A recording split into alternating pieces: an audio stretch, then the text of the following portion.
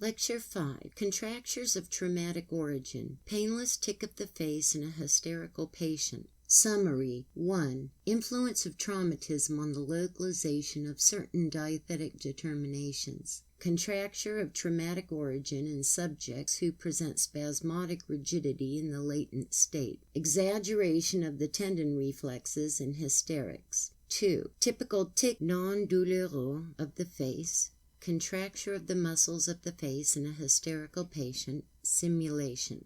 The service of the clinic contains at this moment several cases which in my judgment are very interesting and quite worthy of being made the subject of your special attention. Now, several of them may leave us in a few days. In others, the morbid accidents which I am desirous of bringing to your notice are among those which sometimes disappear all at once and unexpectedly.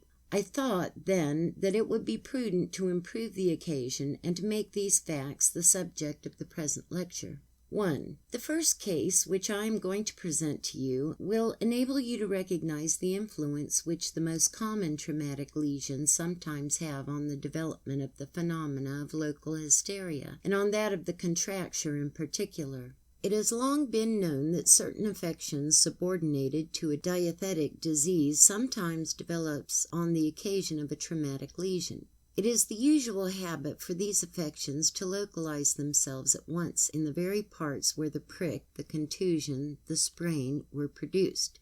This is the case, for instance, with regard to acute articular rheumatism, or gout, as I have long remarked. So, in a gouty subject, nothing is more common than to see, apart from the regular attacks of spring or fall, a supplementary attack supervene as the result of a fall, for instance. And what is very remarkable, while the spontaneous attacks localize themselves in the usual place of election, the supplementary attack will have for its seat the shoulder or the knee, or whatever one of the joints has been the subject of the contusion or sprain. This is a fact which is today well understood. In the last few years, Professor Voynoy and his pupils have shown the interest and importance belonging to the study of phenomena of this kind from a surgical point of view.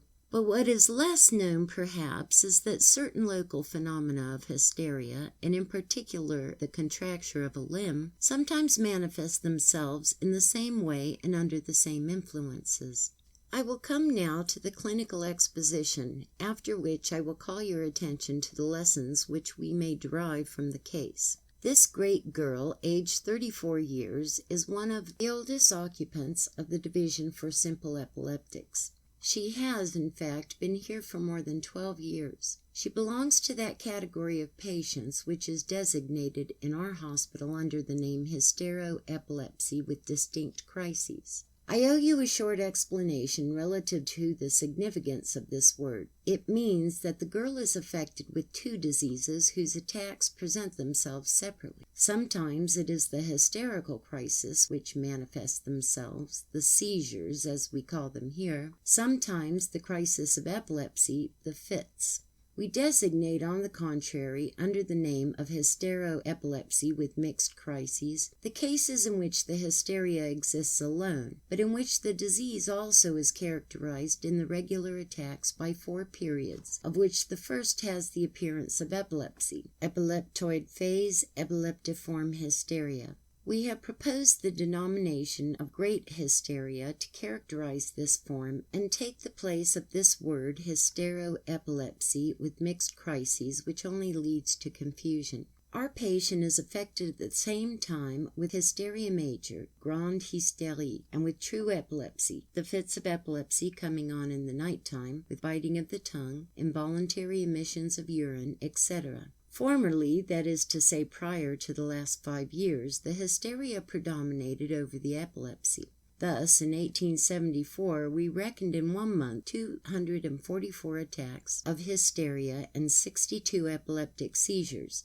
But since 1876, the hysterical attacks have shown a tendency to disappear, and the epileptic fits, although less numerous now and presenting themselves at the period of the menses only, hold decidedly the first place. One of the peculiarities of the attacks of hysteria at the time when they manifested themselves simultaneously with the epileptic crisis is that they were frequently followed by contractures of the right lower extremity, lasting a fortnight, a month, etc. It was on the right side that the hemianesthesia and ovaria existed. It was on the right also that the prodromic phenomena of the attack manifested themselves, tinnitus, aurium, beatings in the temples, etc. The hysterical phenomena had almost completely vanished during the last few years, and the patient was considered by us for 5 or 6 years as no longer hysterical, but as an epileptic, whose crises, moreover, tend to diminish, if not in intensity, at least in number. But the 16th of May, that is to say 5 days ago, an accident happened which has shown us that the hysteria is far from being extinct in this woman, and that the diathesis still remains menacing, though heretofore in a latent state. B was going as usual to the shop where she works, feeling as well as she had felt the previous days. By maladroitness, and without having experienced any faintness, any dizziness, she is very explicit on this point, she made a misstep on the stairwell, fell heavily on her left side, and slipped down a dozen steps like an inert mass. 2 of her companions lifted her up. She was not much hurt, and today the only trace of the contusion consists in an ecchymosis which covers the external malleolus of the left side. But immediately after the fall, walking became very difficult, and the reason of this lay in the existence of a rigidity which affected the joints, hip, knee, and ankle of the left inferior member which had sustained the shock. We saw the patient the next morning and found her in the condition in which you see her today, as we shall show you presently.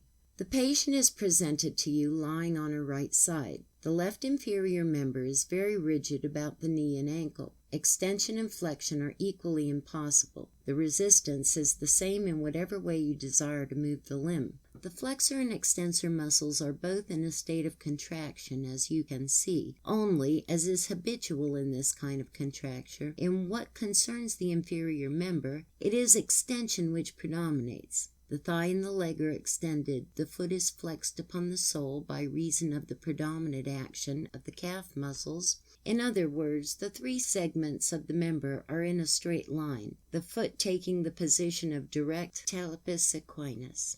I may add that the inferior member, which might be compared to a rigid bar, is in adduction.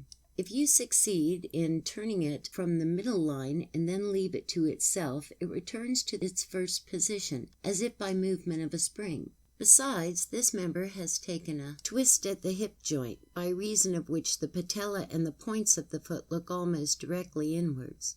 Moreover, there is no swelling, no pain in the joint, nothing which you would be likely to refer to the fall, unless it be the ecchymosis in the neighborhood of the external malleolus, of which I have spoken above.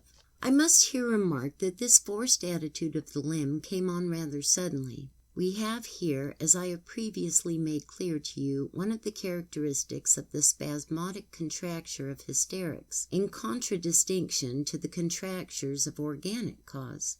Thus, in the spasmodic paraplegia of transverse myelitis, of multiocular sclerosis, etc., it is not at all at once that things come to this. This change comes about slowly.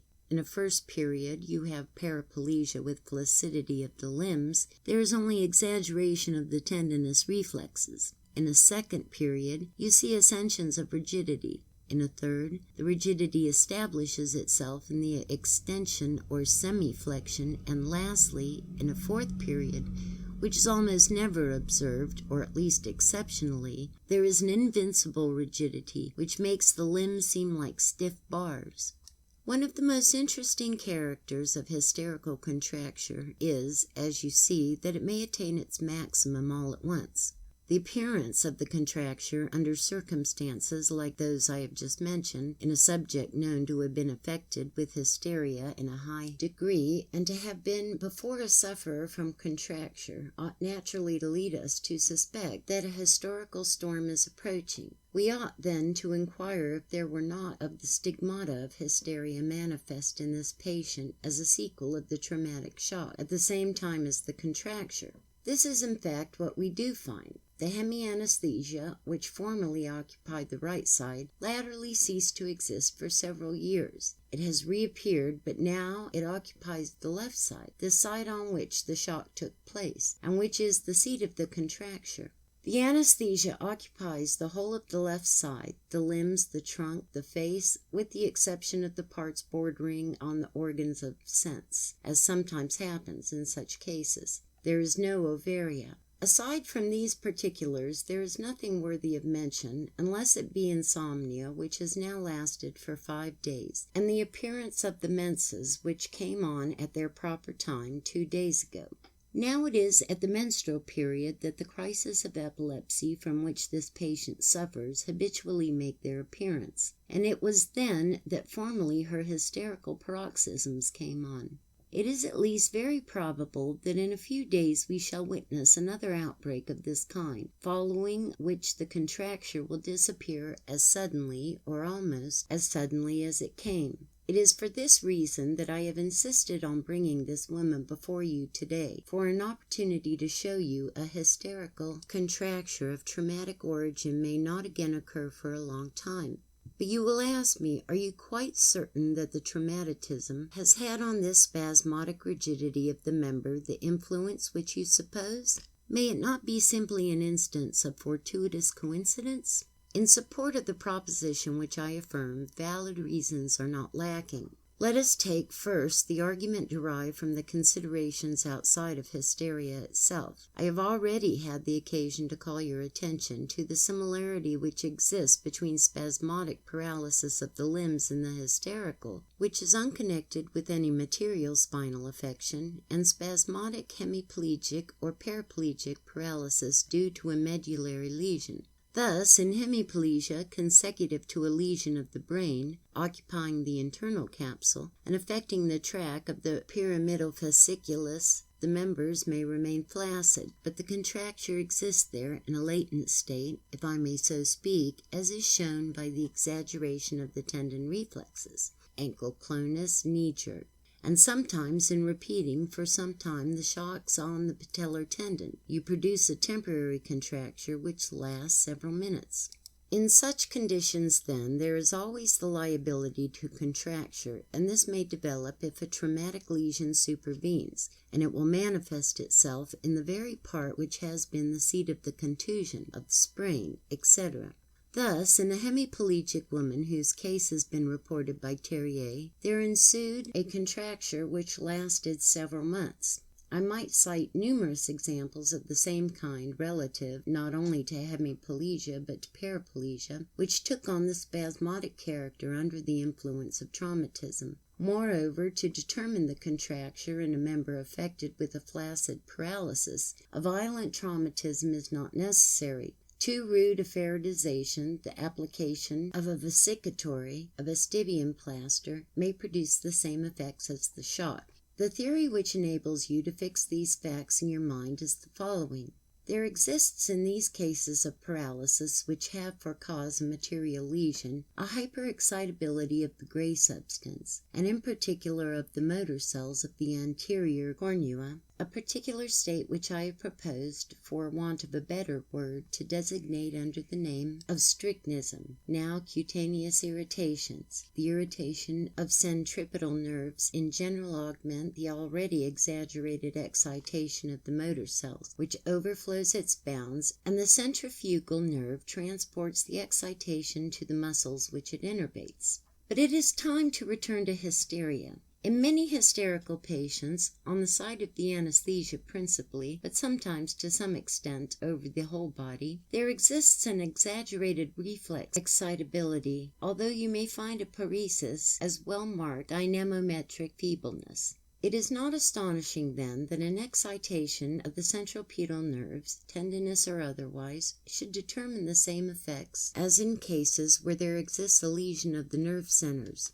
The spasmodic paralysis of the members, without rigidity, may, in the same conditions, transform itself to a paralysis with contracture and rigidity of the joints. I might refer to numerous instances of the same kind, some of which are reported in the first volume of my lectures delivered in the Salpêtrière.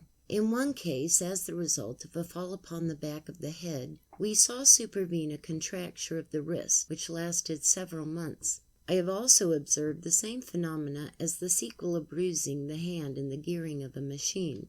Another hysterical subject, who had had the dorsum of the foot jammed against the arm of a chair, was affected with contracture of the foot, etc. Brodie, who was well acquainted with such facts, and who was the first to point them out in 1837 in his book on certain local nervous affections, gives cases of contracture of the upper limb after pricks of the finger. Such facts are of the greater interest that the contracture determined by the traumatism is often the first manifestation of the hysterical diatheses. Thus, a common traumatism produces a contracture in a young subject that up to that day never had presented any nervous ailment. Examining closely, and in all likelihood, you will see some accompaniment which will convince you that the hysteria is concerned in the case. It will be very strange if you do not find, under such circumstances, some trace of hyperesthesia, of anesthesia, an ovarian pain, or some other indication of the same kind. I can, moreover, enable you to witness this tendency to contracture which often exists to a very high degree in some hysterical patients, and it is not necessary even that such patients shall be afflicted with the great hysteria, the hysteria of convulsive paroxysms, but simply with common hysteria. I present to you 2 young hysterical females, the cheery expression of whose countenance, and the passion for finery rendered manifest by the ribbons and flowers with which they are adorned, offer a striking contrast with the mien of our first patient, whose physiognomy betrays an intellectual state considerably affected by his frequent epileptic fits. One of these patients presents an anesthesia in patches and a left ovaria. She has spontaneous contractures following her attacks. The other has hemianesthesia on the left side. Her right side is analgesic. She has double ovaria. You see that by repeated percussions of the patellar tendon and the tendo-Achilles, the leg places itself in extension, while the foot flexes itself in the position of talipus equinus. This attitude is fixed. The rigidity of the member is absolute. You cannot communicate to it any movement of extension or of flexion. We have here, in fact, a contracture of the most characteristic kind which may last for several hours, if we do not arrest it by exciting the antagonistic muscles by the same process which we have just employed to provoke the contracture. What we have just done with the lower extremity we can do with the upper. If with a percussion hammer I make a series of taps on the flexors of the fingers about the wrist, you see the hands and fingers take a position of exaggerated flexion and remain fixed in contracture. I think that I have said enough to put in clear light the influence of traumatic lesions on the development of contracture in hysterical patients, and, aside from hysteria, in subjects predisposed by certain organic lesions. We shall many times have the opportunity in the course of our studies of applying this interesting notion to the explanation of certain phenomena otherwise inexplicable. But I come back to the contracture of our patient B. What can we do for it? Wait the natural, easily predicted constitutional revolution which will soon put an end to it. But supposing that it should persist, as it is a unilateral contracture, we have a simple device which may be efficacious. We may, by means of a magnet, or by the action of other agents of the same order, provoke a transfer of the contracture to the opposite side, and it may happen that after a large number of these transfers, the contracture will exhaust itself. 2. There has lately come to our outdoor clinic a little patient whose case borders on, if it does not actually belong to the domain, of hysteria. This patient is a young Jewess of St. Petersburg, aged 15 years, who has never yet menstruated. She has now been an outdoor patient for about 6 weeks. She has come to Paris to be cured, not being able to be cured elsewhere.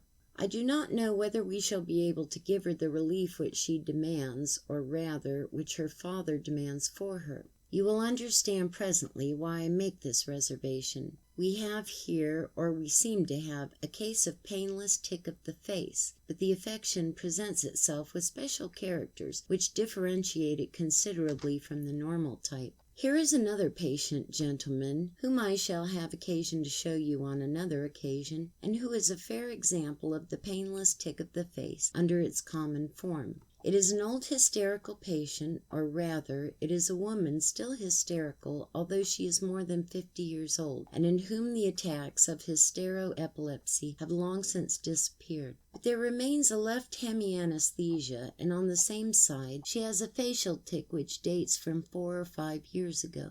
This tic manifests itself by paroxysms, which repeat themselves frequently during the day, and is characterized by a very rapid winking of the eyelids, and a trembling, amounting to 200 times a minute, of the left labial commissure. The platysma participates to some degree in the convulsion. This is the common type. Consider now our young patient. Here the spasm comes on when we desire it. You see her with a compress over her right eye, which is kept at rest. There is nothing particular to notice about the face, but we will now take away the compress. If we remove it gently without disturbing the ball of the eye, which is protected by the contractured lids, there is at once produced a contraction of the muscles of the right side of the face. If we uncover the eye, the spasm is produced still more energetically, and we bring about a frightful and fixed distortion of the features. The result never fails. Repose as soon as the compress is in place, contracture as soon as it is removed. Thus there exists a remarkable difference between this case and the preceding, and so great is it that we are led to ask if we have not before us one of those singular cases of simulation of which the history of hysteria is full. It should be stated in this connection that the affection from which this girl suffers was preceded a year ago by a spasm of the right orbicularis muscle, which came on without known cause, without pain. A little while afterward she had nervous crises with the laughing, weeping outcries. Last August, after a local electrization, the spasm of the face declared itself just as you see it today. Let us examine matters a little more closely. The existence of a blepharospasm in nervous, hysterical subjects is nothing rare which should cause surprise. Let even this spasm extend to the face. There is nothing strange about this. It is seen in a multitude of cases. Lastly, nothing is more natural than that the spasm should be kept in check by pressure exercised on certain points. De Graaf, a long time ago, called attention to the existence of these points of arrest, which the physician ought to search for, and which the patients often find of themselves accidentally.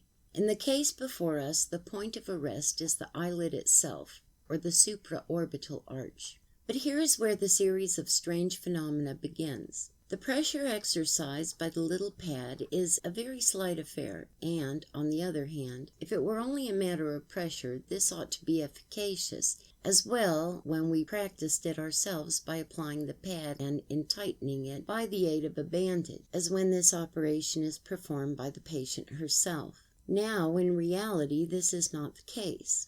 There is, then, a personal influence at work here, which demands our earnest attention. I will go farther and declare not merely my suspicion, but my firm conviction. Yes, this young patient is guilty of simulation, or at least of exaggeration. I fully admit the reality of the blepharospasm, but, as far as the spasm of the muscles innervated by the inferior facial is concerned, and of the platysma, I believe it to be superadded, invented, simulated. It is probable that the physicians in St. Petersburg who saw this young girl had come to the same opinion. In fact, they had got ready for the operation of resection of a nerve, and the patient was chloroformed, when for some reason they desisted from proceeding any farther. The spasm has continued, nevertheless, just as you see it today. But, you ask, what interest has this young girl in feigning a part? I have already had occasion to tell you that the hysterical often dissimulate without any well-defined end, for the mere love of the thing. The passion for notoriety, what various shapes does it assume? to deceive, or seem to deceive, the physicians of St. Petersburg, then those of Paris, afterward to baffle the faculty of Vienna, and thus to make the tour of all Europe. Would not this have a sufficient interest? I will add that placed on the electric platform, the eyelids uncovered, the young patient seems perceptibly fatigued. At the end of a quarter of an hour she appears to be out of breath. Her body is covered with a cold sweat, and an attack of convulsions is imminent. We have not been willing to carry the experiment any farther. Under such circumstances, what is to be done? We must wait and say nothing. We do not wish, at present, to disclose our opinion to the father any more than to the child, for fear of losing their confidence. We shall only carry out a treatment which shall serve as a placebo. I hope that our young patient may remain some time in our service, and that I shall have the occasion to present her to you again. Note by Dr. Fair. Since the lecture, Mademoiselle A. has been isolated from her family. She entered the hospital May 27th and had no other treatment but the application at a distance of magnets to the site of the spasm, and several séances of static electrization.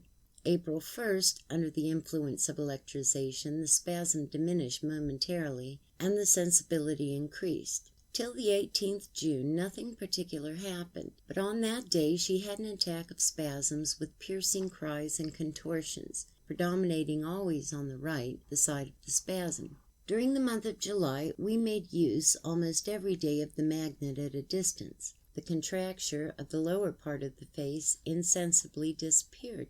July 26th, there remained nothing but the blepharospasm. The next day, after being crossed in her wishes, she had quite a violent fit. The eye has remained normally open ever since, and the fits have been since then several times repeated. Lecture 6. Muscular atrophy consecutive to articular rheumatism. Summary. Muscular atrophy in the acute, subacute, or chronic arthropathies. Relation between the localization of the atrophy and the seat of the arthropathy. Types of primary chronic articular rheumatism. 1. Primary generalized or progressive chronic rheumatism. 2. Chronic articular rheumatism, fixed or partial. 3. Nodosities of Heberden. Generalized chronic rheumatism causes amyotrophies predominating in the extensor muscles of the diseased joints. Exaggeration of the tendon reflexes. With the amyotrophy, there exists a contracture in a latent state, reflex spasmodic contracture of joint origin. Gentlemen, I am about to present to you a patient who will bring us back to the study of those amyotrophic paralyses which have recently occupied our attention. You have in fact not forgotten that young employee of the telegraph department who, as a result of a shock affecting the right knee and causing in this joint an arthritis, which was, however, very slight, has been suffering for almost a year from an atrophic paresis localized chiefly in the triceps cruentalis of the right side, and which has since then rendered walking very difficult. Traumatic lesions are far from being the only causes which can produce such untoward events. It is, indeed, well established that the most diverse lesions may conduce to the same results.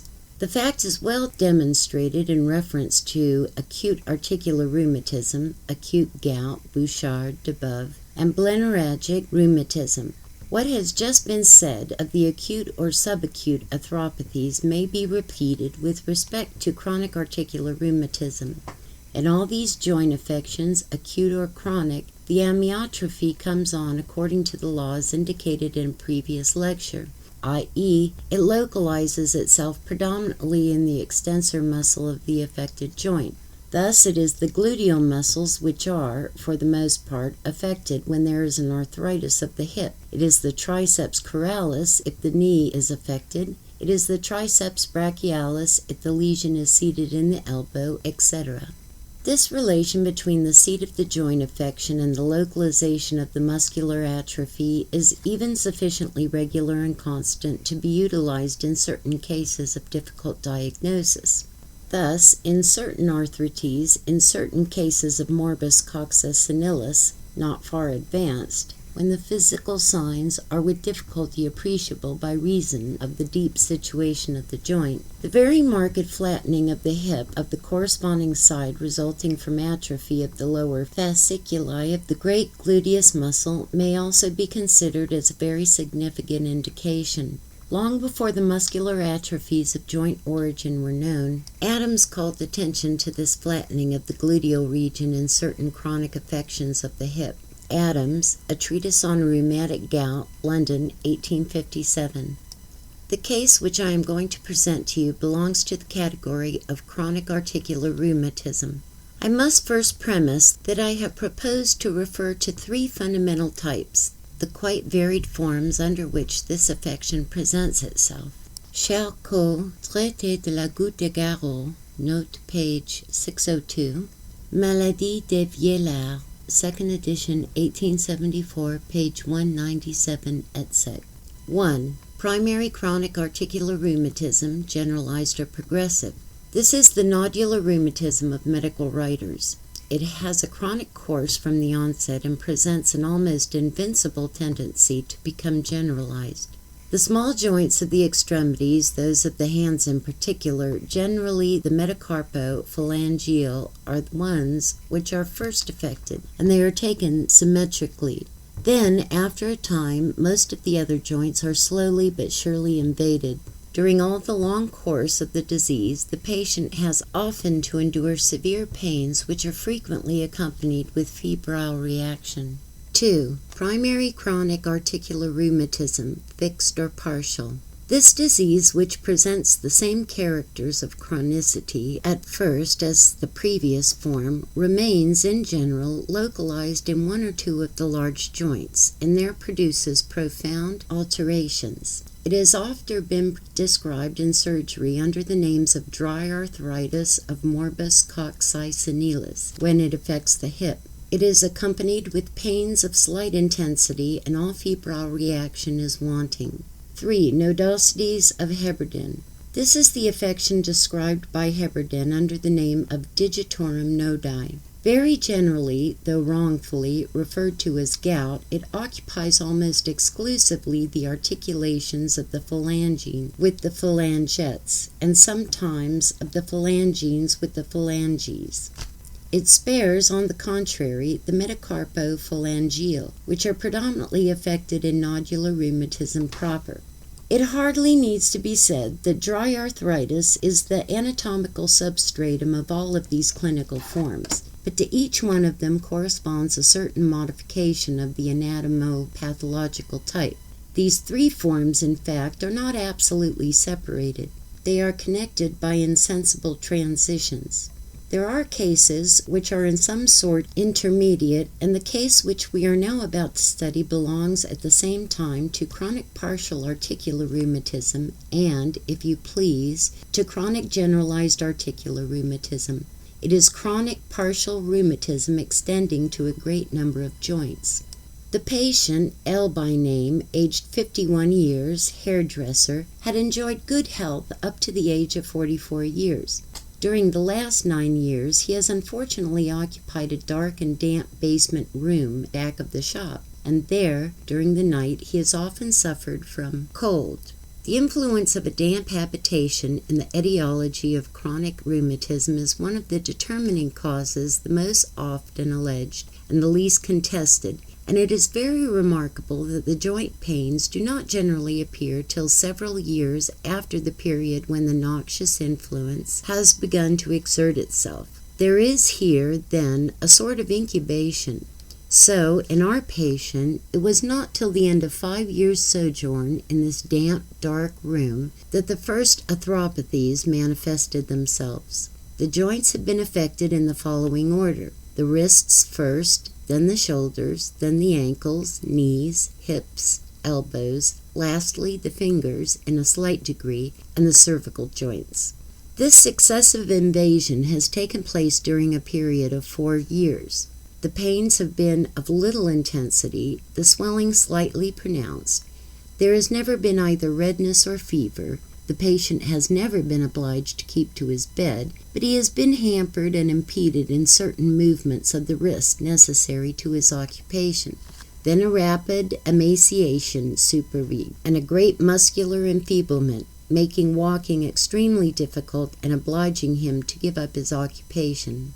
Actually, it is an easy matter to recognize the diseased joints, and the alterations with which they are affected are quite perceptible. These joints are, for the most part, the seat of cracklings, the left shoulder especially, and the knees. The knee joints contain a certain quantity of liquid, and the soft parts which surround them are evidently tumefied. Cracklings also exist in the wrist, elbows, and several of the finger joints of both hands. In short, without more words, we find in a great number of joints the classical characters of dry arthritis. But the point to which our attention ought to especially be directed is the wasting of the muscular masses. We have not to do here with a general emaciation in the rigorous acceptation of the word, but with an amyotrophy localized chiefly in certain muscles or in certain groups of muscles, and we find it predominating in the extensors, as we might have expected. Thus, at the shoulders, we note a flattening of the deltoids. The triceps brachii is markedly wasted, while the biceps has still preserved a certain fullness and rotundity. The glutei are considerably flattened, and this is in relation with the affection of the coxofemoral joints. In the thigh, the femoralis is much more atrophied than the mass of the flexors, and the same law holds with regard to all the diseased joints. The modifications of electric reactions which the muscles present are here, also purely quantitative and not qualitative modifications.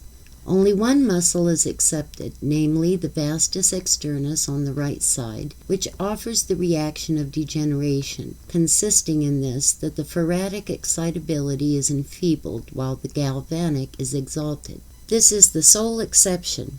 Everywhere else the electric reactions indicate a simple atrophy without profound alteration of nutrition. Certain of these atrophied muscles are the seat of very appreciable fibrillary contractions. The deltoid, for instance, the triceps femoris, the glutei, and some of these muscles are manifestly excitable by simple direct percussion, as you see is the case with the left deltoid in particular.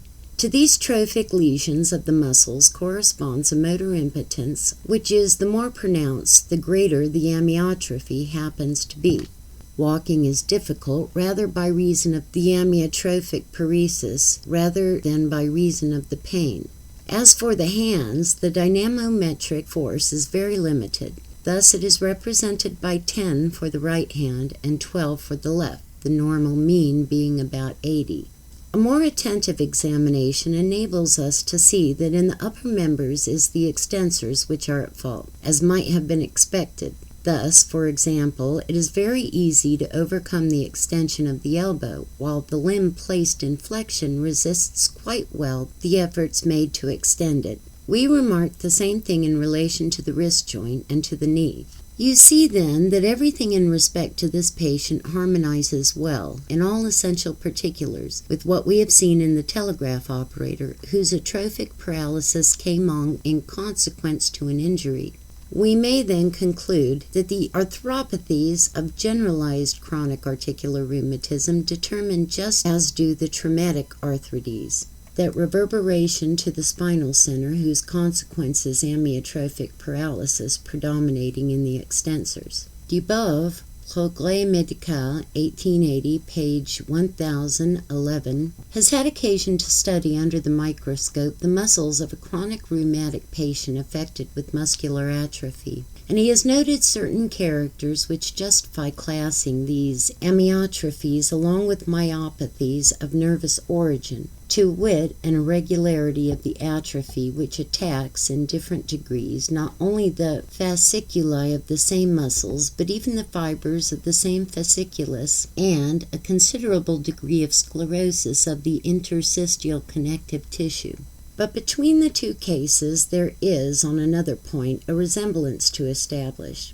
When showing you the telegraph operator, I call to your attention as matter of interest to the exaltation of the tendinous reflexes, marked not only in the diseased member but also in the member that apparently is not diseased, and concluded therefrom that the spinal affection, whatever it may be, which is developed in consequence of the arthritis, is much more extensive than one would have at first supposed. Well then, this same phenomena revealing the exaltation of the reflex excitability is seen in the patient whom I show you today, and in yet much more pronounced degree. Thus, in the two inferior extremities, lifting the point of the foot determines a very manifest trepidation, especially if the patient makes an effort to resist this extension.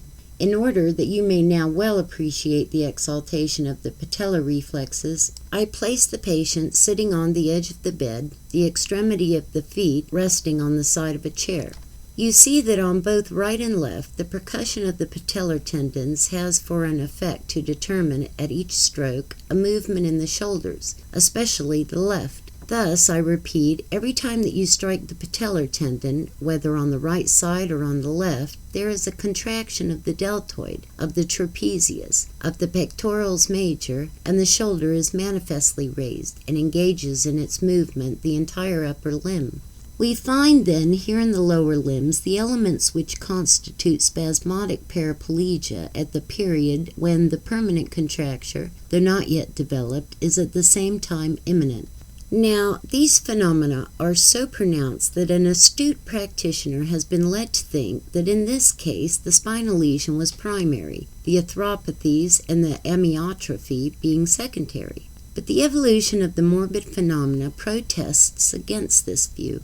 The arthropathies, which are in reality the primary fact, the spinal affection which gives origin to the amyotrophy is but secondary. It is not without interest to add that apart from this exaggerated reflex excitability, marked by the exaltation of the tendinous reflexes, a characteristic which shows itself as well in the upper extremities as in the lower, we find no other symptom which can be referred to a spinal affection. Thus, there is no disturbance of the cutaneous sensibility, no girdling pains, no trouble in the emission of urine, etc. Thus, as you see from what goes before, in cases where the amyotrophic paresis predominates, the contracture exists, so to speak, potentially in the latent state. This leads me to remark that if in certain arthropathies the amyotrophic paralysis is, as in the foregoing case, the capital fact, it is not so in other articular affections, where the spasmodic contracture is the predominating symptom. It has long been taught in surgery that in certain arthrities, in the painful forms in particular, the affected joints become rigid. They are then ordinarily fixed in a state of flexion. Thus, in coxalgia, the thigh is bent on the pelvis. In the fungeous arthritis of the knee, the leg is flexed on the thigh, etc. Pathologists have long discussed the causes of this rigidity of the joints and the deformity therefrom resulting. You are not ignorant that in the school of Bonnet at Lyon is taught that this rigidity is due chiefly to the instinct of the patient, who endeavors to give the joint a fixed position in order to avoid the pain as much as possible. Some have spoken of the weight of the parts as being an element in the case, the liquid accumulation in the joint, etc., but in all these explanations the spasmodic, involuntary contraction is relegated to the second place. Today, on the contrary, if I mistake not, this spasmodic, involuntary reflex contraction is regarded by most surgeons as the primary fact, and we have, consequently, come back to the doctrine of Hunter. In a book little known in France entitled Rest and Pain, Hilton, surgeon of Guy's Hospital, has neatly expressed what may now be regarded as the prevalent notion. When the joint cavity is inflamed or in any way irritated, the influence of this condition is transmitted to the spinal cord, and thence reflected by the intermediation of the corresponding motor nerves on the various muscles which move the joints. Professor Duplay, in several passages in his book, as well as Pitha, has given his adherence to this theory. Now we have, in the case under consideration, a spasmodic contraction affecting at once the extensors and the flexors, but that of the latter predominates so as to determine the direction of the deviation. We do not appear to have to do here with contraction which is intentional or instinctive, designed to attenuate the pain, for in many cases, and in particular in what concerns the hip, we know that we are obliged, in order to attenuate the pain, to oppose this very contraction by producing forced extension. Monsieur Mass, Influence of Attitude of the Limbs on Their Joints, Montpellier, 1878, has, moreover, made this interesting remark, that during sleep these contractures are often enormously exaggerated, while they are perceptibly lessened during the waking hours, when the patient is in condition to struggle against them. Without denying the influence of the accessory causes, we are then forced to admit that the reflex spasmodic contracture is in these cases the principal agent of the articular deviation. This view, in my opinion, finds full confirmation in the study of the remarkable deviations which so habitually take place in chronic, generalized, and progressive articular rheumatism, modular rheumatism. This is a point which I endeavored to establish in my inaugural dissertation 30 years ago, and to which I wish to refer in a future lecture. It cannot be without interest, moreover, to bring clearly into view the fact that by the side of the amyotrophic paralyses of articular origin, there exist spasmodic contractures also connected with an alteration of the joints, that the amyotrophies, as well as the contractures, are due to a spinal affection determined by reflex action, and lastly, to elucidate the relationship which seems to exist between these two orders of facts in appearance so wide apart. Lecture 7. On 6 cases of hysteria in the male subject.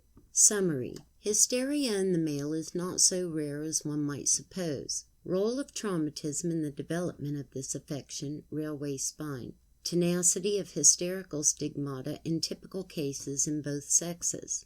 Account of 3 typical and complete cases of hysterio-epilepsy in the male. Striking resemblance which these cases bear to each other and to corresponding cases observed in the female sex.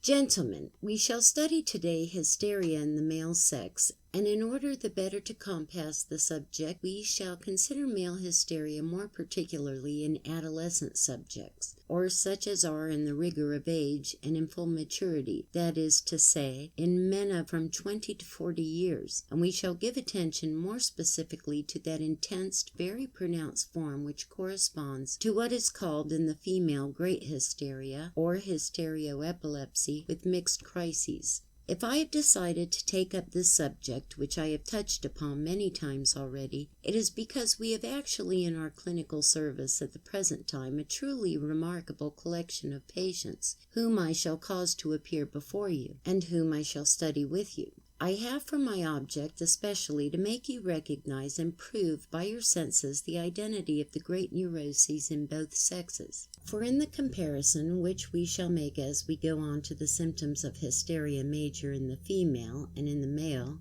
everywhere we shall have occasion to remark the most striking similarities, and here and there only certain differences which, as you will see, are of but secondary importance. Moreover, this question of hysteria in the male subject is one of the questions regarded as of special interest at the present day. In France, during the last few years, it has much occupied the attention of physicians. From 1875 to 1880, 5 inaugural dissertations on hysteria in the male were defended before the faculty of Paris, and Klein, author of one of these theses, written under the direction of Dr. Olivier, succeeded in compiling 80 cases of this affection. Since then, the important publications of Bourneville and his pupils have appeared, of Debove, Raymond, Dreyfus, and some others, and all these works tend to prove, among other things, that cases of male hysteria may be met with quite frequently in ordinary practice. Quite recently, male hysteria has been studied in America by Putnam and Walton. I. Putnam, American Journal of Neurology, 1884, page 507. Walton, Archives of Medicine, 1883, TX. principally in connection with and as a sequel of traumatisms, and more especially of railroad accidents. They have recognized, along with Page, who has also interested himself in this question in England, Page, Injuries of the Spine and Spinal Cord Without Apparent Mechanical Lesion and Nervous Shock, London, 1885, that many of those nervous accidents designated under the name of railway spine, and which, in his opinion, might better be called railway brain, are in reality, whether appearing in man or in woman, simply hysterical manifestations. It is easy, then, to understand the interest which such a question has to the practical mind of our confrères of the United States.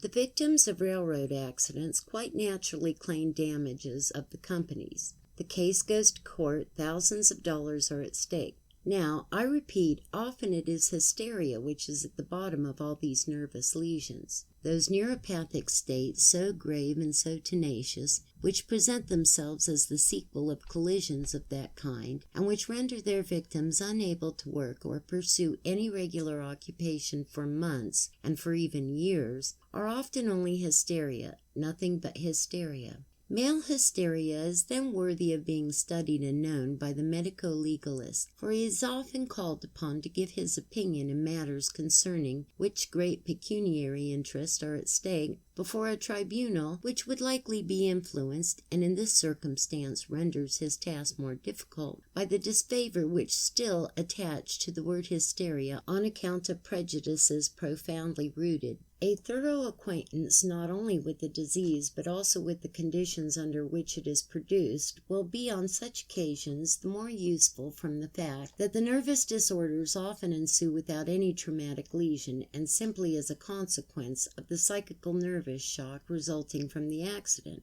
Frequently, moreover, they do not come on immediately after the accident, but some time afterwards, when, for instance, one of the victims of the collision, who may have been disabled by fracture of the leg, will have gotten well after being incapacitated for work for 3 or 4 months.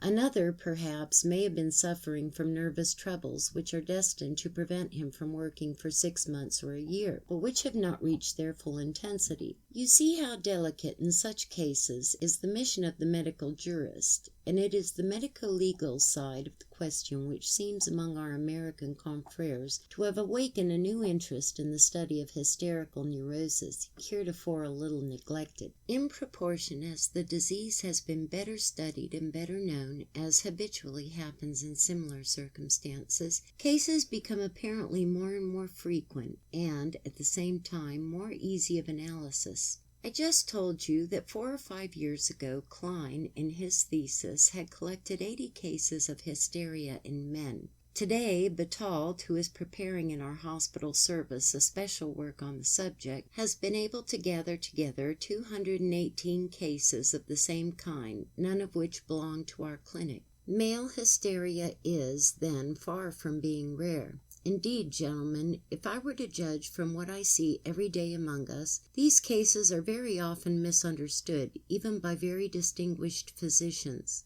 It is granted that an effeminate young man may, after certain excesses, disappointments, deep emotions, present various phenomena of a hysterical nature, but that a vigorous mechanic, well developed, not enervated by an indolent or too studious mode of life, a fireman of a locomotive, for instance, never before emotional, at least in appearance, may, as the result of a railroad accident, a collision, a car running off from the track, become hysterical just like a woman. All this has never entered into the imagination of some people.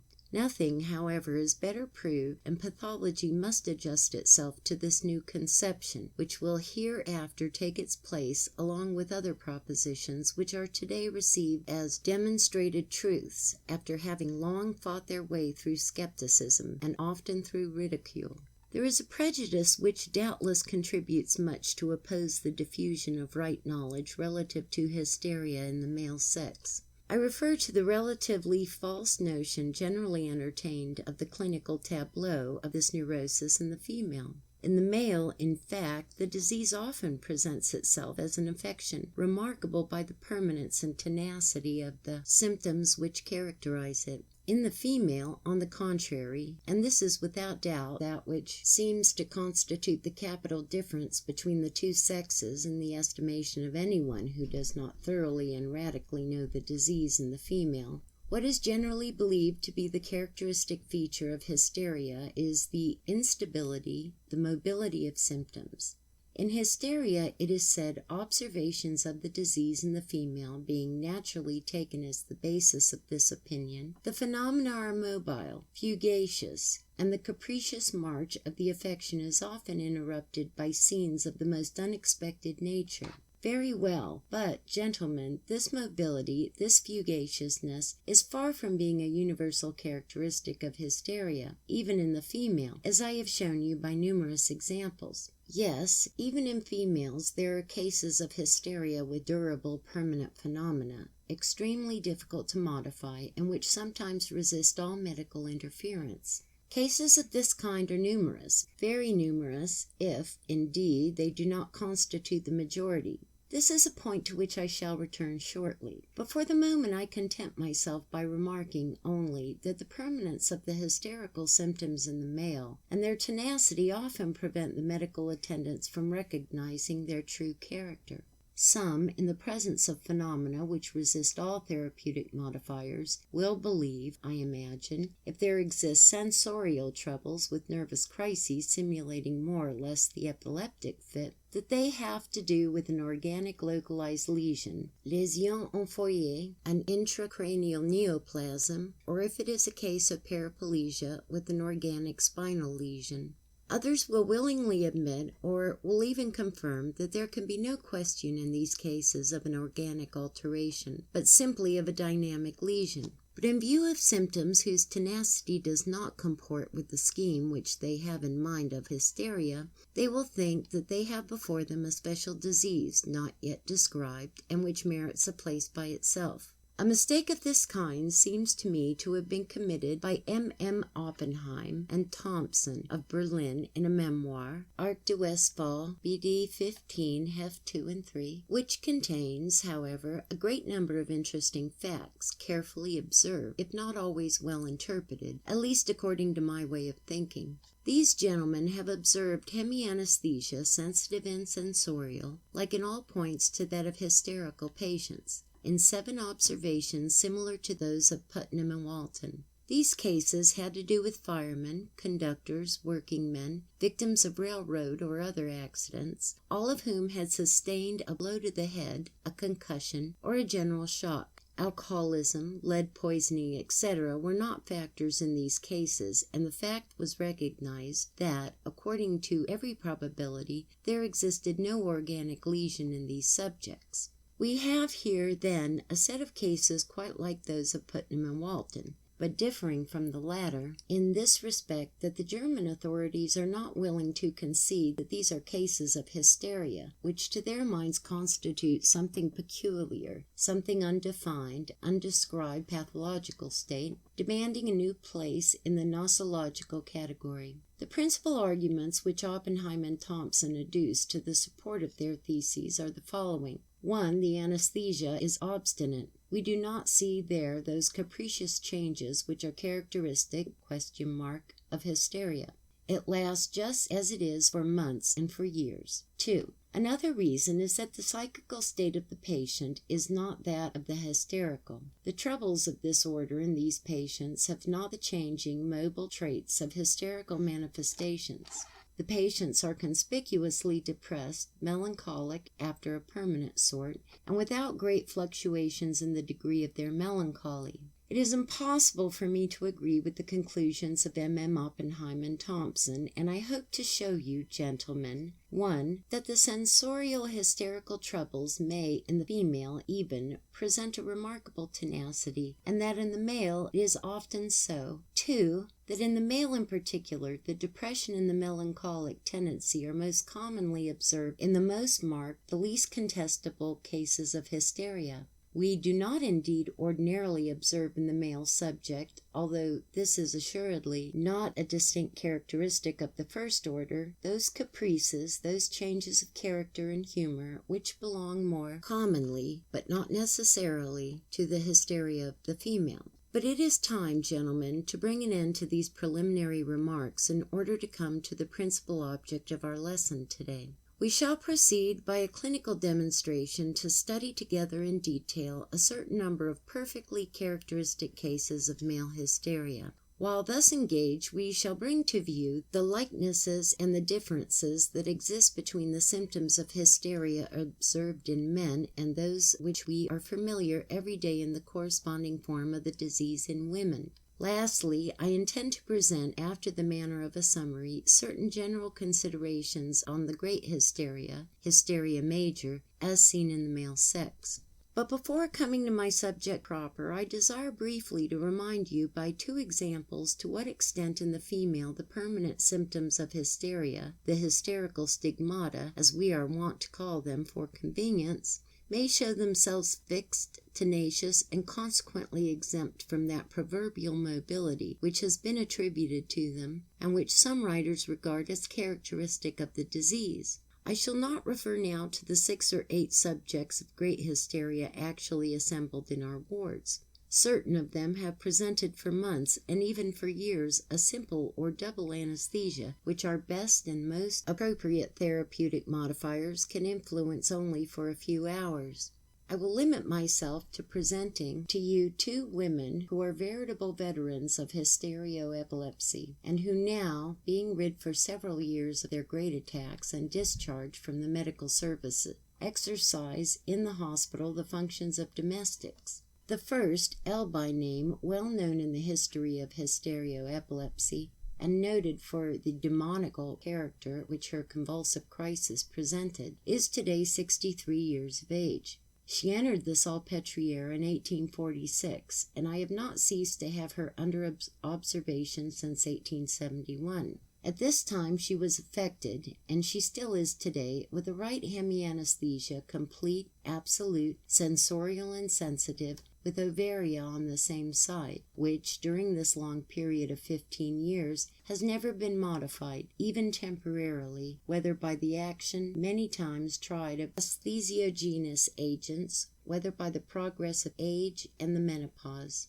6 years ago, at the time when our attention was more particularly directed to the modifications which the visual field undergoes in the hysterical, we detected in this patient the existence in a marked degree of the classic contraction of the visual field, which was pronounced on both sides, but much more so on the right. The repeated examination once or twice every year since then has never failed to reveal the permanence of this contraction. The other patient, Aurel by name, aged 62 years, and in whom the great seizures, replaced sometimes by certain symptoms of angina pectoris, have only ceased within a dozen of years, presented as far back as 1851, according to a precious note dated that very year, a left hemianesthesia, complete and absolute, sensorial and sensitive, which, as you can observe for yourself, exists to this very day, after a lapse of 34 years.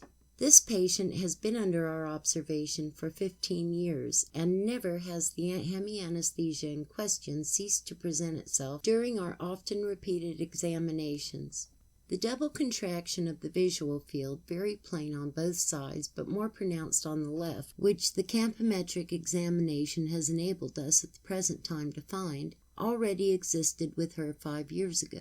This is enough, I think, to show you how stable and permanent in these women are the stigmata of which no one would think of disputing the hysterical nature, and how little this corresponds to the notion, erroneous by reason of being carried too far, which is generally entertained of the evolution of the symptoms of the disease. I come now to the study of our male hysterics. Case 1, Rig, aged 44 years, clerk in an oil factory, entered the Salpêtrière May 12, 1884, or about a year ago. He is a large, strong man of firm muscles, was formerly a cooper, and endured without fatigue arduous toil. The hereditary antecedents in this patient are very remarkable. His father is still living, aged 76 years. From the age of 38 to 44, the latter, by reason of disappointments and pecuniary losses, suffered nervous attacks, as to the nature of which the patient can give us but little information. His mother died at the age of 63 of asthma. His mother's great-uncle was epileptic and died in consequence of a fall into the fire during one of his fits.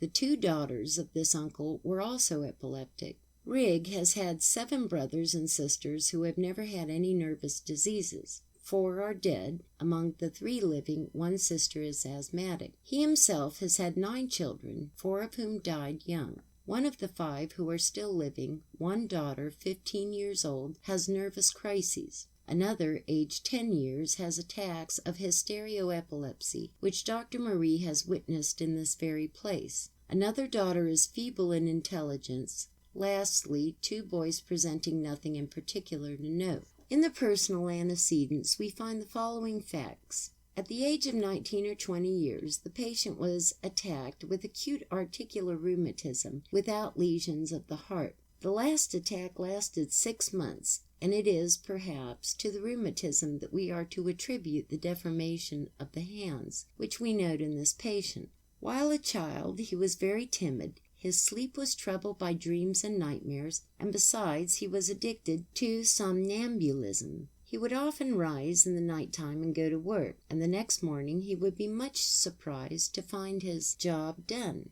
This state continued from 12 to 15 years. He married at 28 years of age. We do not find in his antecedents either syphilis or alcoholism, vices from which coopers are not always exempt. He came to Paris when 32 years old, working at first with his father, then employed as shop clerk in an oil refinery. In 1876, when 32 years of age, he met with his first accident.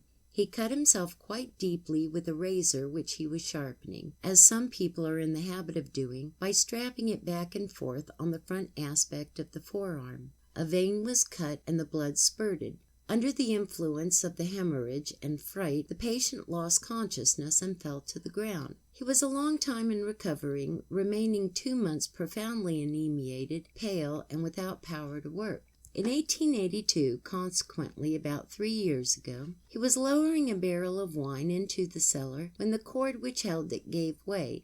The barrel rolled down the stairway and would certainly have crushed him if he had not jumped to one side. He did not, however, save himself sufficiently to avoid a slight wound on the left hand.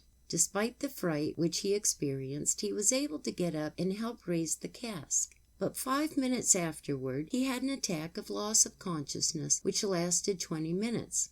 Coming to himself, he was unable to walk, so weak had his limbs become, and he was taken home in a carriage. For 2 days it was absolutely impossible for him to work. During the night, his sleep was disturbed by frightful visions, and interrupted by cries of, "Help! I am killed!"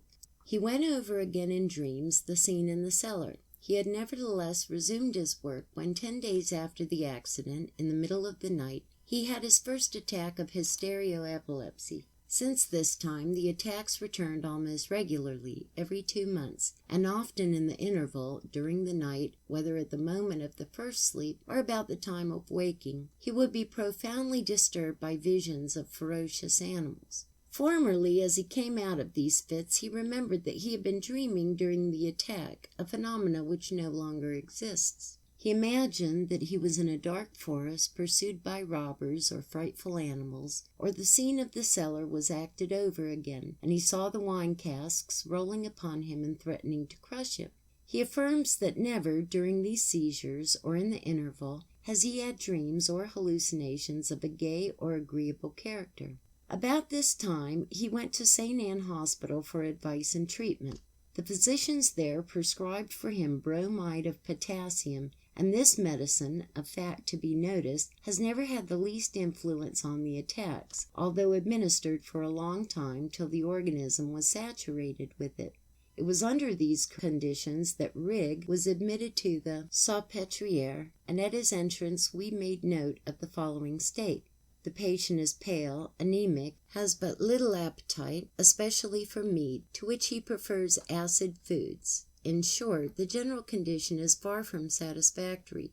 The hysterical stigmata in this patient are very well marked. They consist in a double anesthesia in patches of great extent for pain, pinching, pricking, and for cold. Sensorial anesthesia in general does not exist, except to a very mild degree. Taste and smell are normal. Hearing is nevertheless quite perceptibly blunted, especially in the left ear. The patient hears no better when the sonorous object is applied to the cranium. As far as vision is concerned, the symptoms are much plainer, and alone suffice, in a measure, to enable us to affirm the hysterical nature of the affection.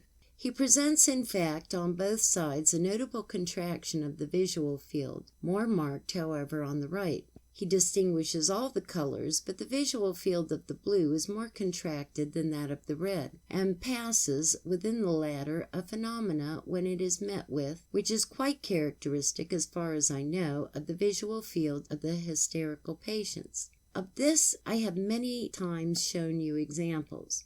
Lastly, to finish what I have to say of the permanent stigmata, there exist in Rig two hysteriogenous points, the one cutaneous, seated below the last right false ribs, the other deeper, in the popliteal space of the right side, at a point where the patient has a cyst, which is the seat of extreme pain of spontaneous origin. There does not exist in this patient any testicular point. Pressure exercised over the spasmogenous points, whether accidentally or voluntarily, produces all the phenomena of the hysterical aura: precordial pain, constriction of the neck with the sensation of a ball, hissing in the ears, and beatings in the temples. These two last phenomena constituting, as you know, the cephalic aura. Those points whose excitation may provoke the attack with singular facility are, on the other hand, but feebly spasm checkers, spasmofrenateurs. That is to say, their excitation, even when intense and prolonged, arrests but imperfectly the attack in progress of evolution.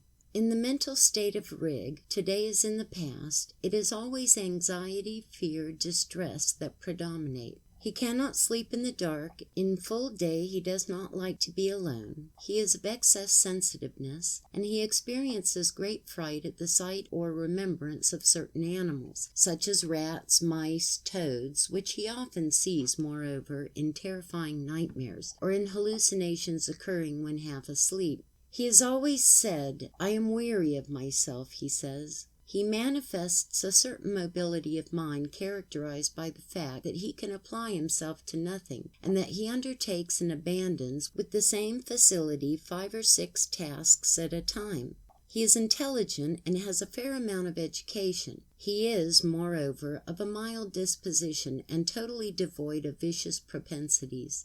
The attacks are spontaneous or provoked. Whatever may be the manner of their origin, they always begin by a keen sensation of smarting or burning in the region of the spasmogenous points, to which succeed first a pain in the epigastrium, then the sensation of constriction of the neck and of a ball, finally the cephalic aura, consisting of sibilant noises in the ears and beatings in the temples. At this moment the patient loses consciousness and the paroxysm proper begins. It is divided into 4 periods, which are quite clear and distinct. In the first, the patient executes certain epileptiform convulsive movements. Then comes the period of great gesticulations of salutation, which are of extreme violence, interrupted from time to time by an arching of the body which is absolutely characteristic, the trunk being bent bow fashion, sometimes in front, and prosthotonous, sometimes backward, opisthotonous, the feet and head alone touching the bed, the body constituting the arch. During this time the patient utters wild cries. Then comes the third period, called period of passional attitudes, during which he utters words and cries in relation with the sad delirium and terrifying visions which pursue him. Sometimes it is the woods, the wolves, or other frightful animals. Sometimes it is the cellar, the stairway, the rolling cask. Finally, he regains consciousness, recognizes the persons around him, and calls them by name, but the delirium and the hallucinations still continue for some time. He looks all around and under the bed for the black beasts which threaten him. He examines his arms, thinking to find there the bites of the animals which he thinks he has felt. Then he comes to himself, and the attack is over, although it is generally sure to be repeated a few minutes later, and so on, till after 3 or 4 successive paroxysms, the patient at last completely regains the normal state. Never during the course of these crises has he bitten his tongue or wet his bed. For more than a year, R. has been subjected to treatment by static electrization, which, in cases of this kind, as you know, often gives us good results. We have prescribed at the same time all the tonics and reconstituents imaginable. Nevertheless, the phenomena which we have just described, the permanent stigmata and fits, persist just as they were, without appreciable changes.